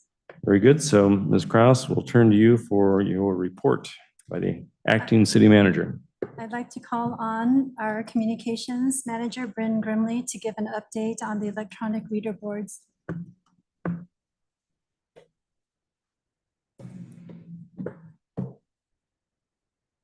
Good evening, Mayor, Deputy Mayor, City Council members. I'm Bryn Grimley, Communications Manager for the City of Lakewood. I'm here this evening to provide an update on our electronic reader board signs. And also, as a part of this update, we'll be looking for direction from council as to how to proceed. Joining us this evening as well remotely is George Lim, who's owner and principal of Tangram. If you remember, that is the firm and company that we're working with on our park signage program. And they were before you earlier as well, showing you sign designs that will hold the casing. So as part of the update this evening, he will go through a presentation that actually provides a visual for us to see how these signs could look on the 2 locations council previously identified. And as a reminder, those 2 locations are the entrance to Fort Silicon Park near the intersection of 87th and Silicon Boulevard, and then also 96th Street Southwest and South Tacoma Way in front of the Pierce Transit headquarters. Great. So I'm also just wanting to bring it to your attention that was in the memo that was provided. We also outlined for you some of the cost options. Just for council's awareness, these are just estimates. They're not final dollar figures. However, they are ballpark range. So obviously when we go through the process of submitting the request for proposals, that will give us a better sense of true cost, and we'll make sure that that request for proposal is open and allows for all applicants to be able to submit. So we don't plan to narrow it in any way. We plan to keep that open. Without further ado, I'll go ahead and let George, and actually Matthew's with him as well, also with Tangram, walk through their presentation, which will give you also that visualization of where the signs, how the signs will look. Great, welcome. Thank you. All right, is everybody able to see this screen all right and hear me? Yes. Perfect. All right, we'll jump into it. First, I just want to give a recap of what happened last time. We initially, when we presented our park signage concepts, we also presented our reader board signage concepts. We provided 4 concepts, and City Council preferred the design direction for concept 1. After our meeting, Tangram and Lakewood would determine possible reader board location options, develop design intent drawings, and provide initial cost estimate. Before we get too deep into costs and sizes and things like that, I wanted to go over some things that went into sizing and resolutions. These things are heavily dictate the final cost and size of the sign. So the size and dimensions should be determined by the content that's shown on them, such as community information, real-time emergency info, things like that. Also, things to consider that the minimum text size for type on these signs should be 4 to 6 inches. This meets text size from the Manual Uniform Traffic Control Devices, MUTCD guidelines, road speeds and viewing distance. So, that's kind of what helps dictate the type size and, all these other things. So also resolution is determined by viewing distance. So we determined that the best resolution for drivers based on the amount of lanes, distances, height, all those things, is that they should be drivers should be able to see these signs from 80 to 100 feet away. With all this kind of information and gathering, we determined that 15.85 pixel pitch, which is basically the kind of the density of the pixels, would be best for the 80 to 100 feet viewing, and also the screen should have a full color capabilities. Some of the things here I just want to show you from, when we talk about resolution, they talk about the 6 millimeters all the way up to 15.85. For the optimal viewing distance, 6 millimeters is good for 25 feet. That's really good for pedestrians, up close, things like that. As you move farther away, and you can see in the bottom right, about to 80 feet, the pixels have to kind of increase to be easier to read and visible for drivers. So those are just some things that went into us determining size and resolution for reader boards. For the reader board locations options or locations, council previously chose location 1, South Tacoma Way at Pierce Transit, and then over by Fort Silicon Park at 87th Street. We also have, we know those were the kind of the 2 primary areas, but there were also 3 others that would be, for future considerations. One was at Gravelly Lake at Motor Avenue. 4th was at Bridgeport Way. And then 5th was 84th Street. This is the first location along Pierce Street and South Tacoma Way. And the yellow there is the proposed location. And on the right here, we have some scenes to give you a better idea of size and how the sign would look in the environment. Just some things that we have, comments about this area. It's large, open, minimal obstructions. Good for visitors entering from I-5, Highway 512, and 96th Street, so you can promote community events. There is the Pierce Transit identification sign. This could obstruct that sign. Also, with the right-of-way area here, an easement agreement will be needed, which could impact timeline and cost. We recommend a 10 to 12 foot wide by 8 to 10 foot high reader board with a 15.8 millimeter pixel resolution. And the cost for this location was the estimated cost for this location for fabrication and install. So that's fabrication of the sign structure, and it includes the reader board itself. The fabrication and install, that'd be $246,500. Second location at Fort Silicon Park, near the intersection of 84th and Silicon Boulevard. For this location, it has limited spaces. It's a really dense corner, so there's a lot of trails, hedges, the light telephone poles that can be obstructed, which reduces the effectiveness. Also, it could obstruct the Fort Silicon Park Park ID sign. Since this was kind of at the edge of the west edge of town, and not that many visitors or even that high traffic, we found that kind of community info and community information and emergency information may not be as effective since it's on the edge of the city. Good thing is Lakewood owns Fort Silicon Park property, so we won't have any issues placing it there. And it also can promote park events. This sign will be a little larger. We had about 14 to 16 feet wide and 12 to 14 feet high. Also needs to be raised above the hedges so it can be seen. But then there are some power lines there, so you have to be careful of that, and it could cause issues. This one was a more expensive, $344,000. So there's just the 2 options that council preferred next to each other and their total costs. So just for the future reader board considerations, just so you're aware, along near Gravelly Lake and Motor Avenue, there's some scenes, large open, minimal obstructions, visible to drivers, high rate of traffic. There was a new public art installation placed near here, which you can see in the top right here. It could obstruct the public art, and there is unsure of future development in the area. This would be a little smaller sign, 8 to 10 feet wide, 6 to 8 feet high, and about $211,000 for fab and install. And then we have the Bridgeport Way near the Walmart.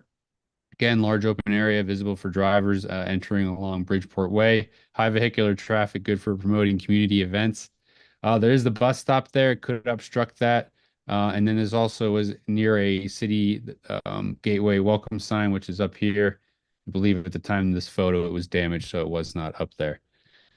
This would be the same size sign that was used near the transit center. So the 10 to 12 feet wide by 8 to 10 feet high.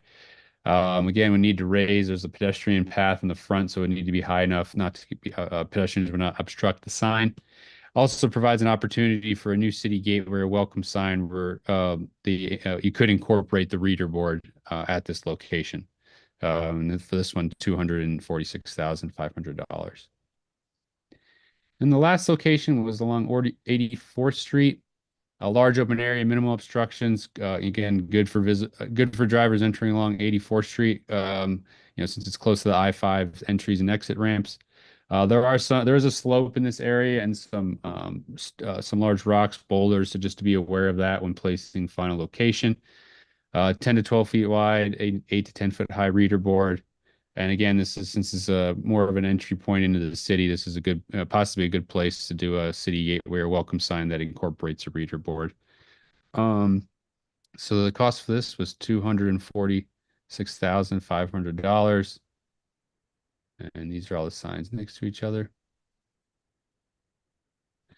Then just want to show you, we did, just from our initial design intents, just to show you the variations in size. Small, medium, and large. These are just some of our design intents, just initial, which was used for pricing. Including some of the reader board specifications. And then next steps, I think, getting a decision with council on the next location, but also once that's determined, we'll finalize a bid document, which will have design intent drawings and design location plan for the selected locations. We'll get a final cost estimate and finalize any approval agreements per location. Then from October to February, permits will be acquired and the reader board documents will be bid publicly. Then once a fabricator is chosen under contract, from March to June, they would fabricate the signs, and then sometime next year between June and August, they could install the signs. Do want to note again, if an easement agreement is needed at location 1, it could take 3 to 6 months to complete, and the cost for this easement agreement is undecided. So this could impact the overall schedule above. So, thank you for listening, and I'll take questions and jump wherever y'all need me to go to. Thank you for your time. Thank you. Thank you, Matthew. And I just wanted to remind council as well, I apologize, I didn't cover it before we went into this. Just as a reminder, council previously allocated ARPA monies for the reader board signs, and that total amount was for $336,000. One sign.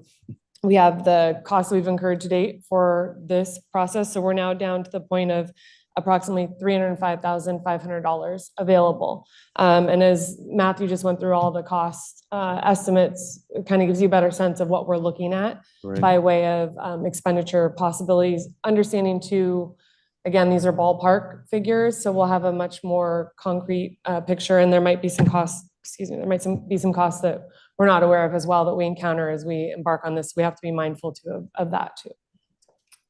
I have a couple of questions to open it up based upon some public comment we all received in written form today. So it's for the gentleman who presented the specs. So here's my question. From the public comment today, it looks like the spec right now is for 15.85 millimeter as opposed to a spec not to exceed 16 millimeter. And it's because, according to the commenter, only Daktronic makes the 15.85 millimeter size, which is limiting in terms of manufacturer, and ergo might impact the cost. So I guess my question is there a problem with changing and making sure the spec sheet that goes out to bid says something to the effect not to exceed 16 millimeters as opposed to a precise specification that might favor one manufacturer over any other competitive bids? Yeah, I think our intent is to have the RFP be broad. So we're not going to limit it. We don't have an intent to only put that 15.85 millimeter. So when we do that at RFP ask, it will make sure that it Like opens up not to that exceed or possibility. whatever, Mhm. yeah, And then we'll review obviously and find, the best path forward based on what we receive. right. And I'll throw out, and then we just, again, open it up.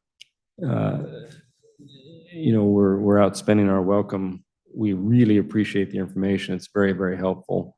But clearly, we've budgeted for now what appears to be one sign, not two and not three, at least for the monies we've budgeted. And so it kind of begs the question, not that we can't proceed with the spec, but the spec needs to kind of identify a location to give you a better bid. So we may need, and I'm going to open it up, we may need to rethink our preferred location if we're going to afford one sign. And I'm just throwing out there right now, maybe the option location 3, given that we are in the process of acquiring some property over by the QFC, that might be more feasible than it perhaps was in terms of flexing the orientation. We also have potentially a new roundabout in Nyanza and Gravity Lake Drive with road improvements that may be designed this year for construction next year. That might be a really great location to bring in and catch a lot of traffic coming into the town center. Who knows? I know we did previously look at that and we did run into some question about placement. So I would need to research that further before we And I don't want to direct you to do Yeah. anything unless we get consensus, but I'm just throwing it out there. But right now, I'm thinking maybe we need to rethink the priority of the locations based on what we've observed tonight. So with that, I'll open it up to council questions or comments. Questions first for Ms. Grimley and the consultant. Mr. Lauricella and then Mr. Branstetter. Just a couple of quick questions. Thank you, Mr. Mayor. First off, what drives the need for the larger sign at Fort Silicon Park than the other sites? Matthew, I'll go ahead and let you answer that if you're able, just to share the reason for the larger sign there. And maybe bring it back up while we're talking about it because it looks huge. Yeah. The reason with this one is there's a significant distance from the east side for visitors approaching and going from east to west. The large distance there, it's actually, over to the 100 feet that we had there. There were, for a lot of the other standard sites, and that it needed to be larger so that it could be seen from that distance. So that's what drove this location. Okay, so you're saying the westbound traffic on Silicon Boulevard, the distance for them from that light is larger than the distance we'd see at the other proposed sites? Correct. And then do we have any rough order of magnitude on an estimate for what that easement agreement cost would be for option 1? I don't know that, no. Okay. Does that sound transit owned or Pierce Transit owned right now? Yeah. Correct. Yeah, there is a section of right-of-way, but the right-of-way is actually closer to the corner. So when we originally looked at it and proposed it, it was right where the corner rounds. But as you can see, there is a traffic pole there. So if it were to be placed up on the corner within that right-of-way, it would be completely impacted by the pole. It would be hard to read it.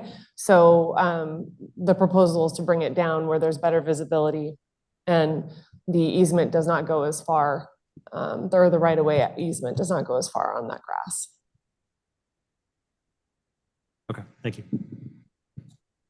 Mr. Branstetter?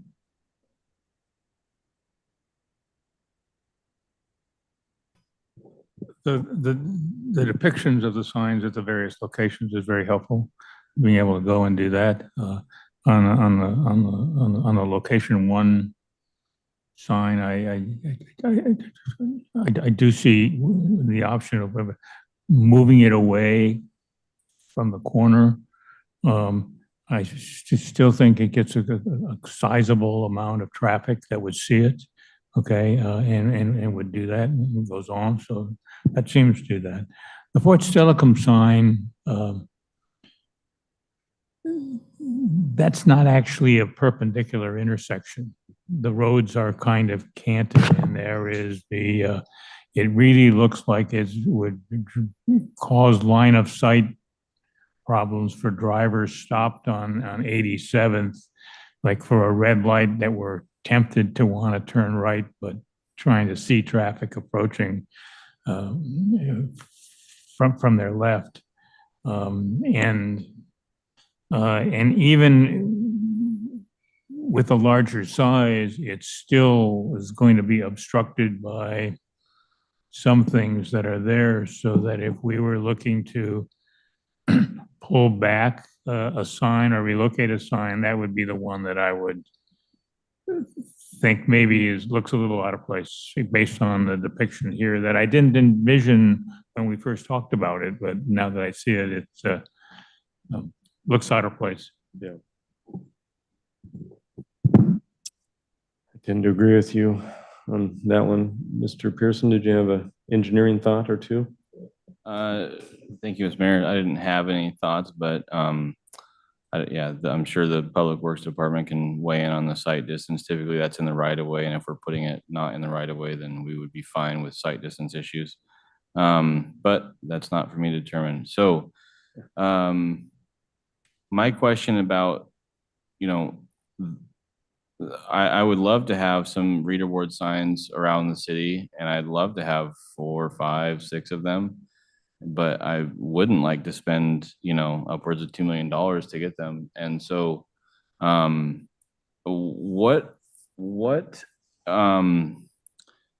these are full color signs, and there's, are these costs, what are the big drivers of the cost? Is it the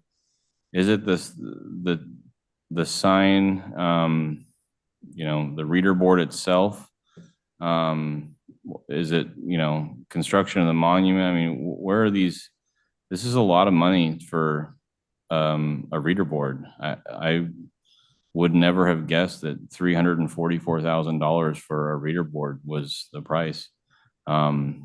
So yeah, that I just would be curious to see how we can make our money go further, and what, you know, one reader board that's color, and like, you know, we have a Bentley reader board out there that's like the nicest reader board around, but we only have one. And so I'd rather have 4 or 5, you know, functional reader boards that we can communicate with folks, instead of waiting for 20 years to roll out a $400,000, $500,000 reader board once every 10, 15 years or whatever. So that's just my comments and thoughts on this. And I'd love to, you know, learn more about it and see kind of what other options there are rather than this. If we could go back to number 3 for a moment, the third location. You know, one wonders what it could look like pulled closer to the oak tree, or, you know, that area where we've got a little bit more space away from the public art. Yeah, right where your cursor is, kind of there. And maybe a little bit lower if need be. I think, again, I'm no mechanical or structural or any sort of engineer, but you know, I don't know if it has to be that high for people to see it. If I'm driving by, if it's a little lower. When I talked to the gentleman who provided the public comment today with regard to the cost issue, part of it's pixelization. And that's why his suggestion to us in public comment is to make sure that the spec doesn't say a specific pixelization, but a not to exceed amount. He thinks that you can get good pricing for 6, 8, and 10 from other RFP respondents. The structure, again, rough numbers of the stone base, if you will, 20, 25,000 if you don't have to acquire right away. And then something perhaps 20% less than the estimated quotes we received if you get competitive bids. So We might save enough money to do a second location, but if we were to do one good location to start, that's kind of what we need to think about, if not locations 1 and 2 that we previously prioritized, because we need to provide some guidance to Ms. Grimley. I think if we do anything, maybe number 3 might be a better location, as long as it's adjusted over a little bit, not in front of the public art. Because eventually our hope is to acquire some property for park purposes over there, and you're going to get a lot of traffic. We got the Colonial Center. We're trying to energize folks. We're going to have the Green Street Loop. Hopefully someday it'll be part and parcel of the planning process with the RAISE grant. This may be, if we're going to pick one, a good location, but again, I'm one of 7 voices here. Yep, Deputy Mayor. Thank you, Mr. Mayor. The cost, does that include the maintenance and the messaging? It does not. No, and I don't know. So typically from what I've seen for more current level electronic reader board signs, you have the ability to have software so you can update it remotely. I'll give the example of our police department sign. So when I presented back in December to council, I shared with you that that sign's no longer functional. So the message that's on there is the message that's on there. It's hit or miss as to whether it will update or not. And so that is now outdated. And that sign either is going to probably ultimately get shut off and not used, or will at one point need to be replaced down the road. So the current way in which most signs are working now is you have the ability to update them remotely. So if we did have an emergency message that we needed to get out, we could do that, not physically at the sign, but through software. But I don't know what those, added software costs would be. So that would be another thing that we would have included with the RFP process, asking, warranties, maintenance, software upgrades. Thank you. I prefer 2. I mean, 3 to 2, because 2 was kind of busy in that area. So I would prefer the 3.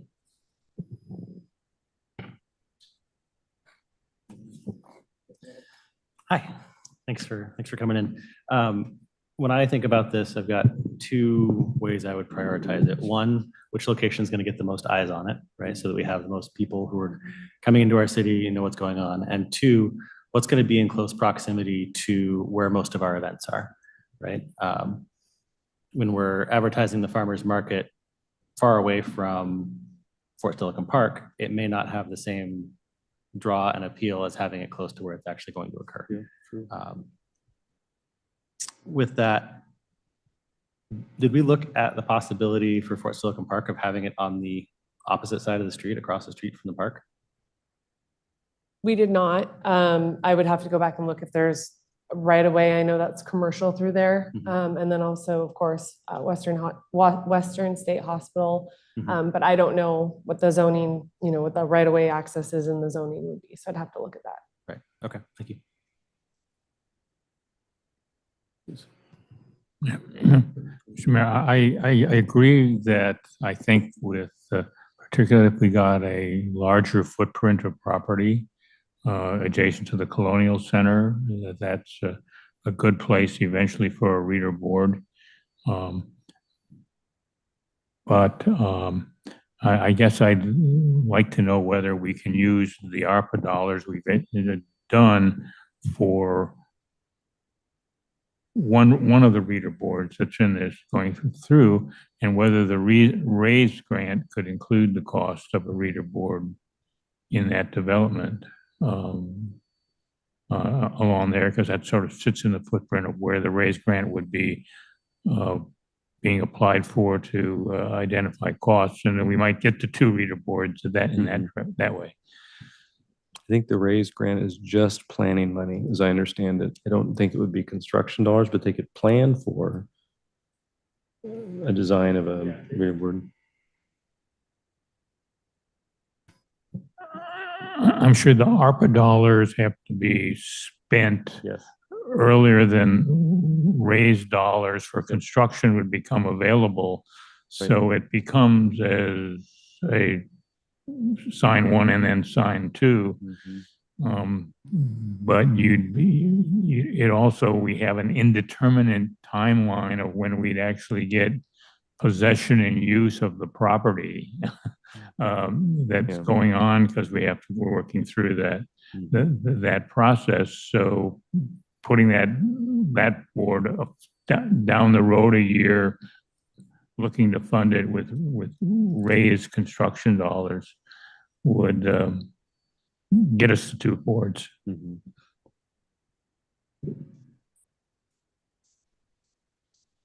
Very true. I can't tell on this location 3 if the sign is on the, which side of the property is that? It's on the same side of the road as the public art. So it's on the same corner. Right, we got public art straddling. So where that corner rounds, Oh, where I you see see. the new pavement, that's where the art Yeah, installation yeah. is. So it's on that spot there. Okay. Which is already right of way there. Yes. Current owned right of way. Okay. Well, if it could be shifted a little bit so it's the most visible, I mean, that's again, an engineering feat. What do you guys think about location 1, 2, or 3? If we have to buy right away in location 1, that just adds to the cost. Location 2, I agree with Councilmember Laura would be great over at Fort Steilacoom Park, but it just seems, unless it's reconfigured to be maybe lower, it just really gets, in my opinion, cluttered with everything on that corner. But the reason why we prioritize it is for the exact reason you indicated. So, what do you think, folks? Do we want to try to prioritize one and maybe a second one, keep the priorities that we have? But we got to give her some direction, or we can chew on it and give direction later. We don't have to do it necessarily tonight. Mr. Pearson. Thank you, Mr. Mayor. I think the size, the location of 2, we're talking about communicating that there's the farmers market and these other events. I drive by there a lot, and we have, big posters up between the trees. And so, we're kind of already doing that, and on a very inexpensive basis compared to these. And I think it's effective. People drive by and they see all the tents and, oh yeah, the farmers market, so I think really, that one doesn't strike me as a particularly great location. I do like location 3. I like location 1. Location 5 is an interesting location to me. I don't know. It's almost like you're trying to get like a kind of a buy one, get one with putting in an entry, an entry to the city, and at the same time you're putting a reader board kind of like all in one. Because that's just a bizarre area you're getting people coming in and out of the city, but so it kind of strikes me as more of one of the whatever they're called, the gateway signs. Yeah, sorry. So it's kind of a combo with the gateway reader board. Location 4, I don't really like. I drive that road a lot, and coming up the hill there, coming back into Lakewood, it's kind of weird. You can't really see very well. It's in front of our gateway sign. I do like, touching the people that are coming on Bridgeport from that way, but I'd really like to see one more closer to Custer or something at that really busy intersection. If we could find one closer there, I think, or at the Custer intersection, Custer and Bridgeport would be a really great location.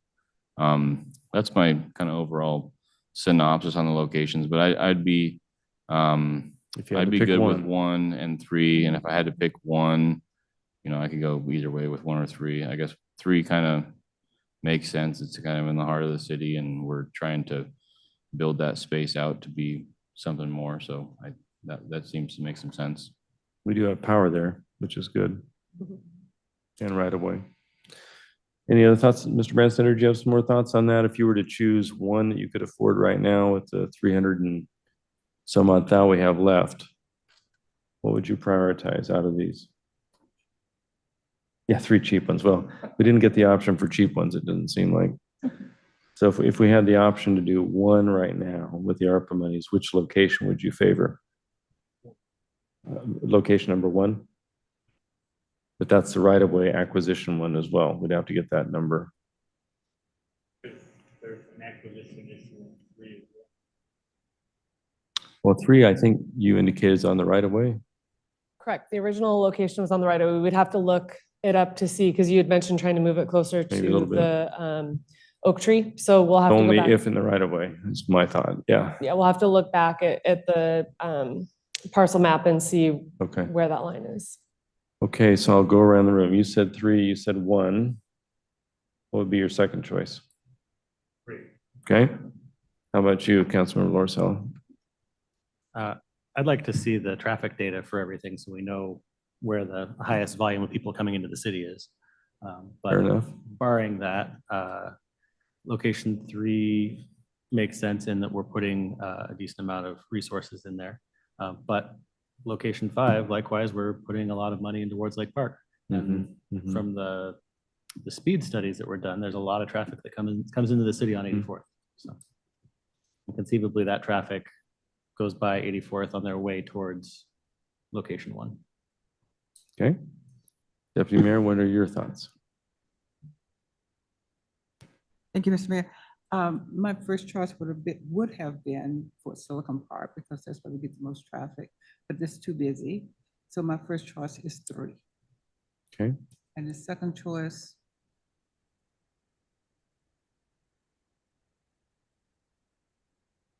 I'm not so sure I care for the one on 84th Street. I like the idea, but it's kind of far away. I mean, people come, I don't go that way too much. So when I do, it just seems kind of outside of Lakewood to me. That's just my own opinion. And then,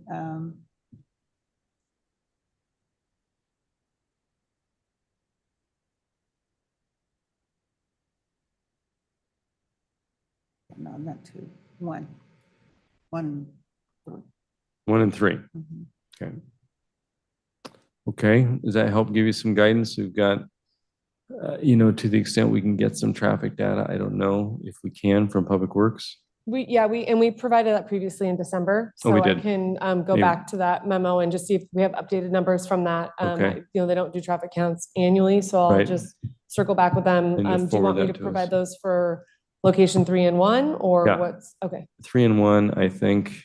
Do I hear anybody else wanting other data between 3 and 1 or any of the others? Number 5, maybe? Why don't we do 3, 1, and 5 on traffic counts? Yes. I'd also be interested in seeing if there's any other ways that we can make location 2 work without all the stuff in the way, right? If we could somehow get Maybe do space a from Western redesign. State Mhm. Hospital to be on the opposite side of Stilican Boulevard, or if there were ways to have Public Works move some of the poles or some of the, I know that gets expensive. Yeah, in you're itself, talking right? real money. Yeah. But if there's other alternatives to be able to put it close to Fort Silicon Park, I would be interested in that too. Well, and as Councilmember Pearson did mention, we do, as I know you see, because you're there regularly, put up the banners. And with the Pierce College fence up there now as well, they're advertising there. So there is a lot of sort of sign pollution, frankly, that wasn't there previously when we did do this initial look back in 2020. So we are competing a little bit more than we once were for attention, but we do mark it up pretty well, and it's not significant, not at a significant cost. Those banners are not massively expensive. We're able to do those almost annually to update for our events, and they're high enough as well that folks can see them from afar, and they've got good placement. So yeah. The other thing for me about signage, perhaps in location 3, is that you could announce an event at Fort Silicon Park, and it's kind of like a wayfinding tool. Most people kind of know where Fort Silicon Park is. If you had a sign at Fort Silicon Park saying, hey, such and such is going to happen at Fort Silicon Park, it's kind of okay. But if it's elsewhere in the city that you might capture other people, that's kind of my thought there. Mr. Brandstetter. Yeah, I do think location 3 is the one that's most conducive to being noticed by people traveling in both directions. Correct. For instance, the sign coming up the hill on from University Place approaching Walmart, and that's actually, we'd be your driver and you got, there's some paying attention to do. It's folks that are leaving the city aren't going to really pay much attention to that. And it's even when you're coming up, you're accelerating as you're trying to come up the hill to get to that. That's a difficult sign. So I think that, 3 has, in terms of traffic count, I think is more clearly visible by traffic traveling in multiple directions. Because that would be a two-sided sign, it looks like? Correct. Okay, good. Okay, I think we're getting there. We're narrowing this down. So maybe one last pass with the information on the 3 locations and the tweak to the spec, as we talked about. And then we probably are going to be ready to go out for bid, likely on location 3. For sure, because we got to get some information back, but that looks like where we're headed. Yes, and I that fair? will follow up with all that. Fair conclusion?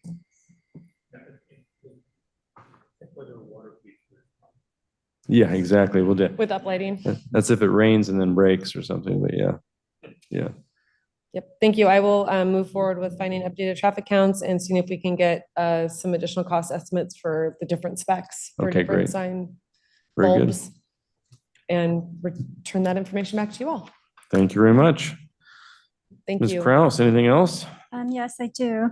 Of course. Mayor Whalen had received an invitation to attend the United Way of Pierce County for the Alice virtual event. And so Mayor is unable to attend, and we're looking for another council member who may be able to attend. Remind us the date and time for that? Yes, that is on Thursday, August 1st from 9 to 10:30 a.m. Location is It's virtual. a virtual. Yes. Well, there you go, folks. There should be a rush to attend that. Should be actually good information. Does anybody, there's no requirement. Does anybody want to attend? On behalf of the city, August 1, virtual, Mary, you want to try that? Okay. Anyone to my right? I could maybe check with Ms. Bell or Mr. Boki on that. The next item I have is the fireworks update, Mhm. and I had forwarded information that Chief Patrick Smith provided, and overall, people are trying to comply. The number of incidents or calls for service the day before and the day after have decreased. An update on Edgewater property. I think at the last council meeting, there was some request for the removal of the blackberry bushes. And what we've learned is that some of the blackberries are not actually on the property, and it's close to the water. The demolition contractor that we're using has big equipment, so getting near the water is of concern. But the bottom line is if they can do it, then they will, but more information is needed to make that determination. Great. Yeah. And then also last week, Mayor Whalen had mentioned about a grant that Representative Marilyn Strickland had reminded about HB, I think it was like 1052 for heating and cooling. So I wanted to give you an update that the emergency management grants, the city is in partnership with Pierce Fire and Rescue and the City of University Place and Town of Steilacoom, and they're looking to apply for the state grants in support of emergency management. One is for the shelter preparedness funds of $1 million. This is competitive, approximately 30,000 award, and covers the hard costs of developing and improving shelter locations. This can be anything from shelter trailers, associated supplies, or HVAC, backup generators, or shelter locations. Lakewood has 3 shelter trailers that is stocked and inventoried annually, and we're checking with our partner jurisdictions to see what the needs they have. And they're looking at possibly another shelter trailer so that it can be mobile and be used to support many other member jurisdictions. So the city, in partnership, has submitted the pre-application. Also looking at a shelter response funds of $350,000. And this will need West Pierce EMC will need to apply and be approved for this non-competitive grant. And after approval, the city will then be eligible to submit for reimbursements for operating extreme weather shelter anytime through June 30th. And so items that would be eligible for reimbursement include the staff time, the basic equipment and supplies, food, water, pet supplies, and cost of providing shelters. The next item I have is a follow-up on the comp plan amendment process and timeline. And this was at the request of Council Member Branstetter to see if we can extend that time. And so I had provided a calendar of the events that, or the items have been on the city council agenda tentatively through the end of the year. But the bottom line is we do need to have the comp plan amendment approved by 12/31/2024. But as you know, we're also in the biennial budget. So our budget starts to kick off. We're in the preparation mode, but we have city council presentations starting with October, the first meeting in October, where the city manager presents the budget. Then we have deliberations and then more sessions on the budget. So we're getting tight on the calendar. And city manager has always said for many years, comp plan, get it out of the way before we really get deep into the budget. So. Well, and I'll let Mr. Branstetter speak for himself, but it seems to me the potential concern was making sure that there's enough time for folks who want to avail themselves for development purposes or otherwise of the comp plan amendment process be fully and fairly allowed to do so. And so it may be an issue of just really making sure we advertise the period as much as we can, as broadly as we can, because the schedule is kind of tight. But I'll thank you for the comment. I'll open it up, Mr. Branstetter.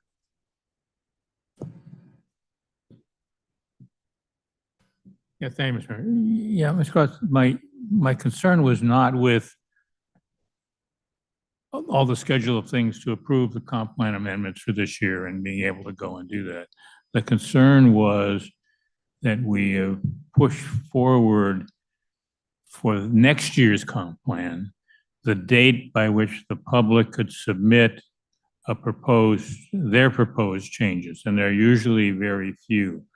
But this year is different in that the public doesn't really have because of the major changes that are going to be made to the comp plan as we do this, that they're not going to do that. And so to give them more time to actually see what all the changes we're making in this 2024 update, to be able to make some comments, to propose any changes if they would like to do that. It wouldn't change our calendar of how we're moving through to approve the comp plan for this year and on the 2024 thing to do that. But because that's going to be so extensive, covering so many areas of the comp plan, there's no clarity to the public as to what the comp plan is going to look like when we're done, for them to draft a recommendation for something to change in 2025. So that was the date that I was only looking for, not anything that was there. Just could the period that the public has to submit a proposed amendment, could it be more aligned with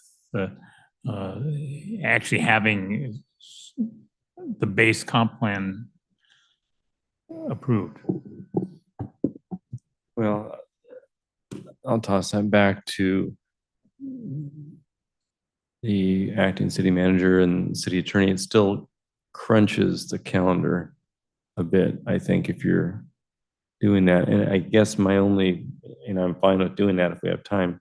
My only question is, most folks who seek outside of the city for a city-initiated comp plan amendment, most folks are looking to upzone their property for development purposes. I don't think that the comp plan review process is changing many of the zoning designations, if at all. But I could be wrong on that. What do you guys think on that? I don't know. I was anticipating that the comp plan is going to make a number of uses doable Mhm. in places that they are not now. In other words, due to changes in Mhm. density and things to be able to go and do that.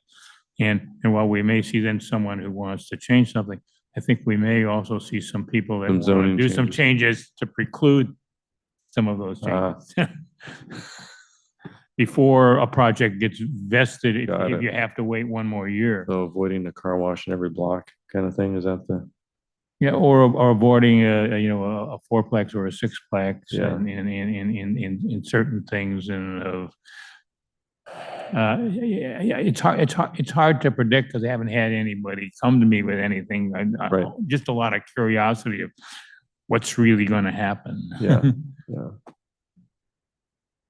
So pragmatically, what are we talking about? And if we were to, you're saying open or put the application window for the comp plan amendments closer to the end of the comp plan review cycle? Is that what you're asking? I think that having members of the public have to submit their proposals by Mhm. July 31st is really hard for them to envision right now. In other words, and so that, but we're not asking for the planning commission to put their proposals for 2026 until several months later. We could move the two dates earlier. I would even say, we have a projected date when we're going to act on the comp plan. Add 10 days to that to give the public a chance if they want to submit something. And typically we have very few public input, so I don't know whether there would be any, but the date that we set now is just the date that we always have used every year. But every year we're not doing the kind of changes that we're doing in 2024. 2024 is a major thing of where lots of things are changing in the company. So you're thinking just slide it by 30 days or 60 days? For the application deadline? I think that by August 31st, it will be clear, at least whether we've acted on it, it'll be clear what is in the package that we're going to act on. That would be better information for the public to think about what they're going to do, or would want us to look at again in 2025. That's really what this is about. So it's delaying it by 30 days or 60? If we put August 31 as the deadline for the application? I'm not 100% sure, and Mayor Whalen and members of the council, I would strongly encourage allowing our Director of Community Development to Take a look at the respond. calendar, My yeah. understanding is that they've got a lot going on right now, and between the legal requirements and what their rationale is, and I appreciate the comments about the public input. I think that's also incredibly important, but I think if you're going to make a decision where you're kind of dictating a timeline, there may be a legal aspect of it that we're not Sure. considering, because as you know, comprehensive plan can only be done, I think it's annually. Yep. Perhaps you would want to at least get feedback from your community development. Let's do director. that. Now we have a little bit more specific ask. So let's have him review that and get back to us as part of the city manager's report next time. Does that work? Very good. Anything else? Yes, last item. Just a reminder of the City of Gimhae event that's on the 18th, and then the Summerfest. And if you haven't already, let Bryn know if you will be attending Summerfest, to please let her know. Okay. We have, so that July 20th is Summerfest. July 28th, we have the Lake Wold Gardens Summer Party at Lake Wold Gardens. August 6th is National Night Out, and then August 21st is the Mayor's Coffee House Historic Fort Steilacoom to recognize the 175th anniversary of the fort. And that's Great. all I have. Fantastic. Any questions? Any feedback? make sure if you haven't RSVP'd on the GIMHAY stuff, we do so real quick. So Ms. Schumacher can get all the information to Ms. Grimley, and we have a very tidy attendance list. Mr. Mr. Branstetter. Mayor, for the luncheon, with GIMA, well, what's the dress code? Biz casual, no need for ties. Yeah, I will probably wear a jacket. You know, and no, like this, you know, shirt, slacks, no tie. I think, well, I gotta ask Bryn about that because I think we're doing the gift exchange during that meeting too. So I will defer to her to tell me because I think she's working on the protocol side. So I may have to wear full regalia, so to speak. And then if you guys want to, you can. I'm sure there'll be a group photo. So let's have Brianna get back to us with Bryn on that and let her drive the train on dress code. Well, I was thinking that since it's their deputy mayor coming, it should be our deputy mayor that wears the full regalia. I think that's a good idea. That is a good idea. We'll get a flowing robe for the deputy mayor. Anything else on that? Good points. Everyone RSVP who plans to RSVP for the luncheon? Okay, good. Should be good. If I stay awake by then, hopefully. Anything else? That's it? All that I have. Thank Great. you. All right, we'll zip through council comments. Mr. Lorcella.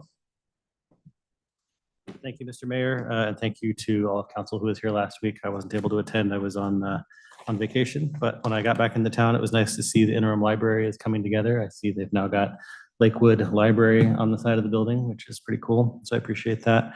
I will be at Summerfest on Saturday. Looking forward to that. And then there's a South Sound 911 meeting this Wednesday that I'll be at. And then finally, I really appreciate the dialogue we had tonight with differing opinions. We were cordial and it was great to be able to discuss things. So I appreciate how we all work together. Thank you. Councilmember Branstetter.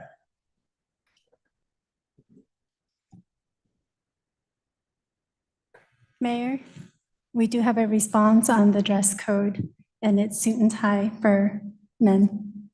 Full regalia. Full regalia, how discriminatory for us poor men in the heat of the day. We got to wear full regalia. Deputy Mayor, you get away with it. There you go. Thank you.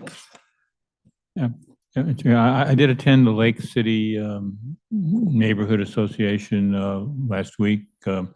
There were comments, both pro and con, regarding how fireworks went this week, but generally folks thought that the fourth was louder than usual, but it may have been due to the fact that the third and the fifth were not. So, and that's also a good thing. The other thing that there were some questions about had to do with the Interlochen Bridge. Mm-hmm. And have you given some thought about how you might want to obtain some public input about long-term usage of that bridge? So I do know that a group of neighbors has gathered together, and the first step they're taking is to get themselves on the National Night Out list so that they can have a bunch of neighbors present and have visitations from folks like you guys, police, hopefully Mr. Remack and others. So they're really working to have a block party, if you will. Okay, and they're going to come up with something to present formally to us as a recommendation, or were you going to encourage them to come to the council and talk, or how? Before we just get on autopilot and the contractor finishes on time and the bridge reopens. Exactly. On the other hand, if the contractor doesn't finish on time, he can buy us 6 months. Right. Because they have to stop work. I think they're trying to organize themselves to get to know one another and to confirm what if there is a collective desire to do option A or B or C. A is close it, B would be one way it, C would be leave it alone after it's fixed. Maybe option D would be to remove all the creosote pilings and tell everybody that if you eat a fish, you're gonna suffer some malady. But I'm being facetious about that one. Anyway, that's right. Great. Councilmember Pearson. Thank you, Mr. Mayor. I will be at the Sister Cities lunch on Thursday, and I will be out of town, unfortunately, on Saturday. But my wife and kids will be representing the Pearson household, so they will be at Summerfest until they can't take it anymore. And so I live over off of Far West, and that Far West project's been going on. I just noticed that they put in the curb and gutter, and I guess I maybe wasn't aware of the project seems to have, it used to be a 5-lane road, and it seems that they're dropping a lane to put in a shoulder and sidewalk. And so I just thought that was kind of interesting along that road. I don't know. Doesn't get a ton of traffic, so I don't think it really would impact much, but I was just curious if that was actually what's supposed to be going on, or the contractor messed up, or I just was pretty surprised. So just a comment there. And that's it for me. Thanks. Very good. Deputy Mayor. Thank you, Mr. Mayor. Councilmember Bell attended the Telecom Neighborhood Association meeting for me last week, and there was no meeting. And there was no notification that we received. So if somehow we can find out if they are going to host a meeting, that would be helpful, because we give up a lot to go to be with them. And if they're not going to meet, that's fine. If they are, we're going to make the efforts to be there. So you guys showed up and there was nobody there? Nobody there? Yeah, so just something to keep in mind. I did attend the promotional ceremony on Friday. That was very interesting. Got to meet some people from North Carolina that we had a lot in common with as far as locations and being in certain areas. Lieutenant General Brunson pinned Colonel Kevin L. Cotman to Lieutenant General. Oh, great. Brigadier, you mean? Brigadier General, yeah. So that was nice. And then the people coming in from North Carolina, they were late. The flights were late. So we had an opportunity to tour the inside of the building. And I found out that my introduction into the Joint Base Willis McCoy Hall of Fame put me with a lot of people that I was in good company. Former Mayor Anderson is there, and so is Mr. Caulfield. So that was interesting. It was kind of a surprise to see my pictures pop up there. But it was great. It was a lot of people showed up. They did have a reception after, and very, very well done. Appreciated it. Let's see, and I will be at the Tacoma Luncheon with the Kimpay Group and Summerfest, and I did RSVP to be there. So and I appreciate our discussion tonight. We all have our own opinions, we all have our others, but when we listen to each other with passion, we come together to, I think we make great decisions. So thank you so much. Well, thank you. Appreciate the conversation tonight, and hopefully I think that there was consensus that while we can agree to disagree on occasion, we are always rarely, if ever, disagreeable, and I really appreciate that about working with all of you. So thank you for your continuing professionalism and passion for this community. Tuesday, I attended the farmers market and the concert in the park. I thought, again, it was well done. Staff did a fabulous job. It was, fairly warm out, but they did a great job, and people love it. I mean, they just love the Fort Steilacoom Park area and all the amenities. So kudos to staff and continue the good work. Later this week, I attended a Pierce Transit event where we received, on behalf of the transit agency, a large check for $14+ million for Pierce Transit to purchase approximately 3, maybe 4 additional large electric buses and all the accoutrements that goes with the charging of those buses. So it's a great thing for Lakewood. Of course, I put a plug in that I was going to be there for the next check to pick up point of sale retail sales tax, if any were to come our way out of the 14 million. But it was actually a great day. A lot of folks there to attend, and it's just a testament to good staff work. We do great staff work in Lakewood. Pierce Transit does great staff work because there was a limited number of agencies around the country that received that level of financial commitment. So that was wonderful.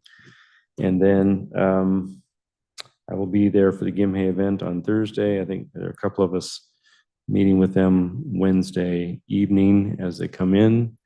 I'll probably go to a dinner with them that evening with Ms. Grimley, and I will see all of you on Thursday, and look forward to hearing about Summerfest as I'm going to be out of town to a wedding in Michigan during the weekend. So thank you for filling in for me during Summerfest with the Gimhe folks. Anything else? If not, yep. City Clerk, if you would just inform me my duties at Fort Sullivan Park instead of Mr. Mayor, that would be great. Thank you. All right. Well, seeing no further alibis, thank you. We are adjourned.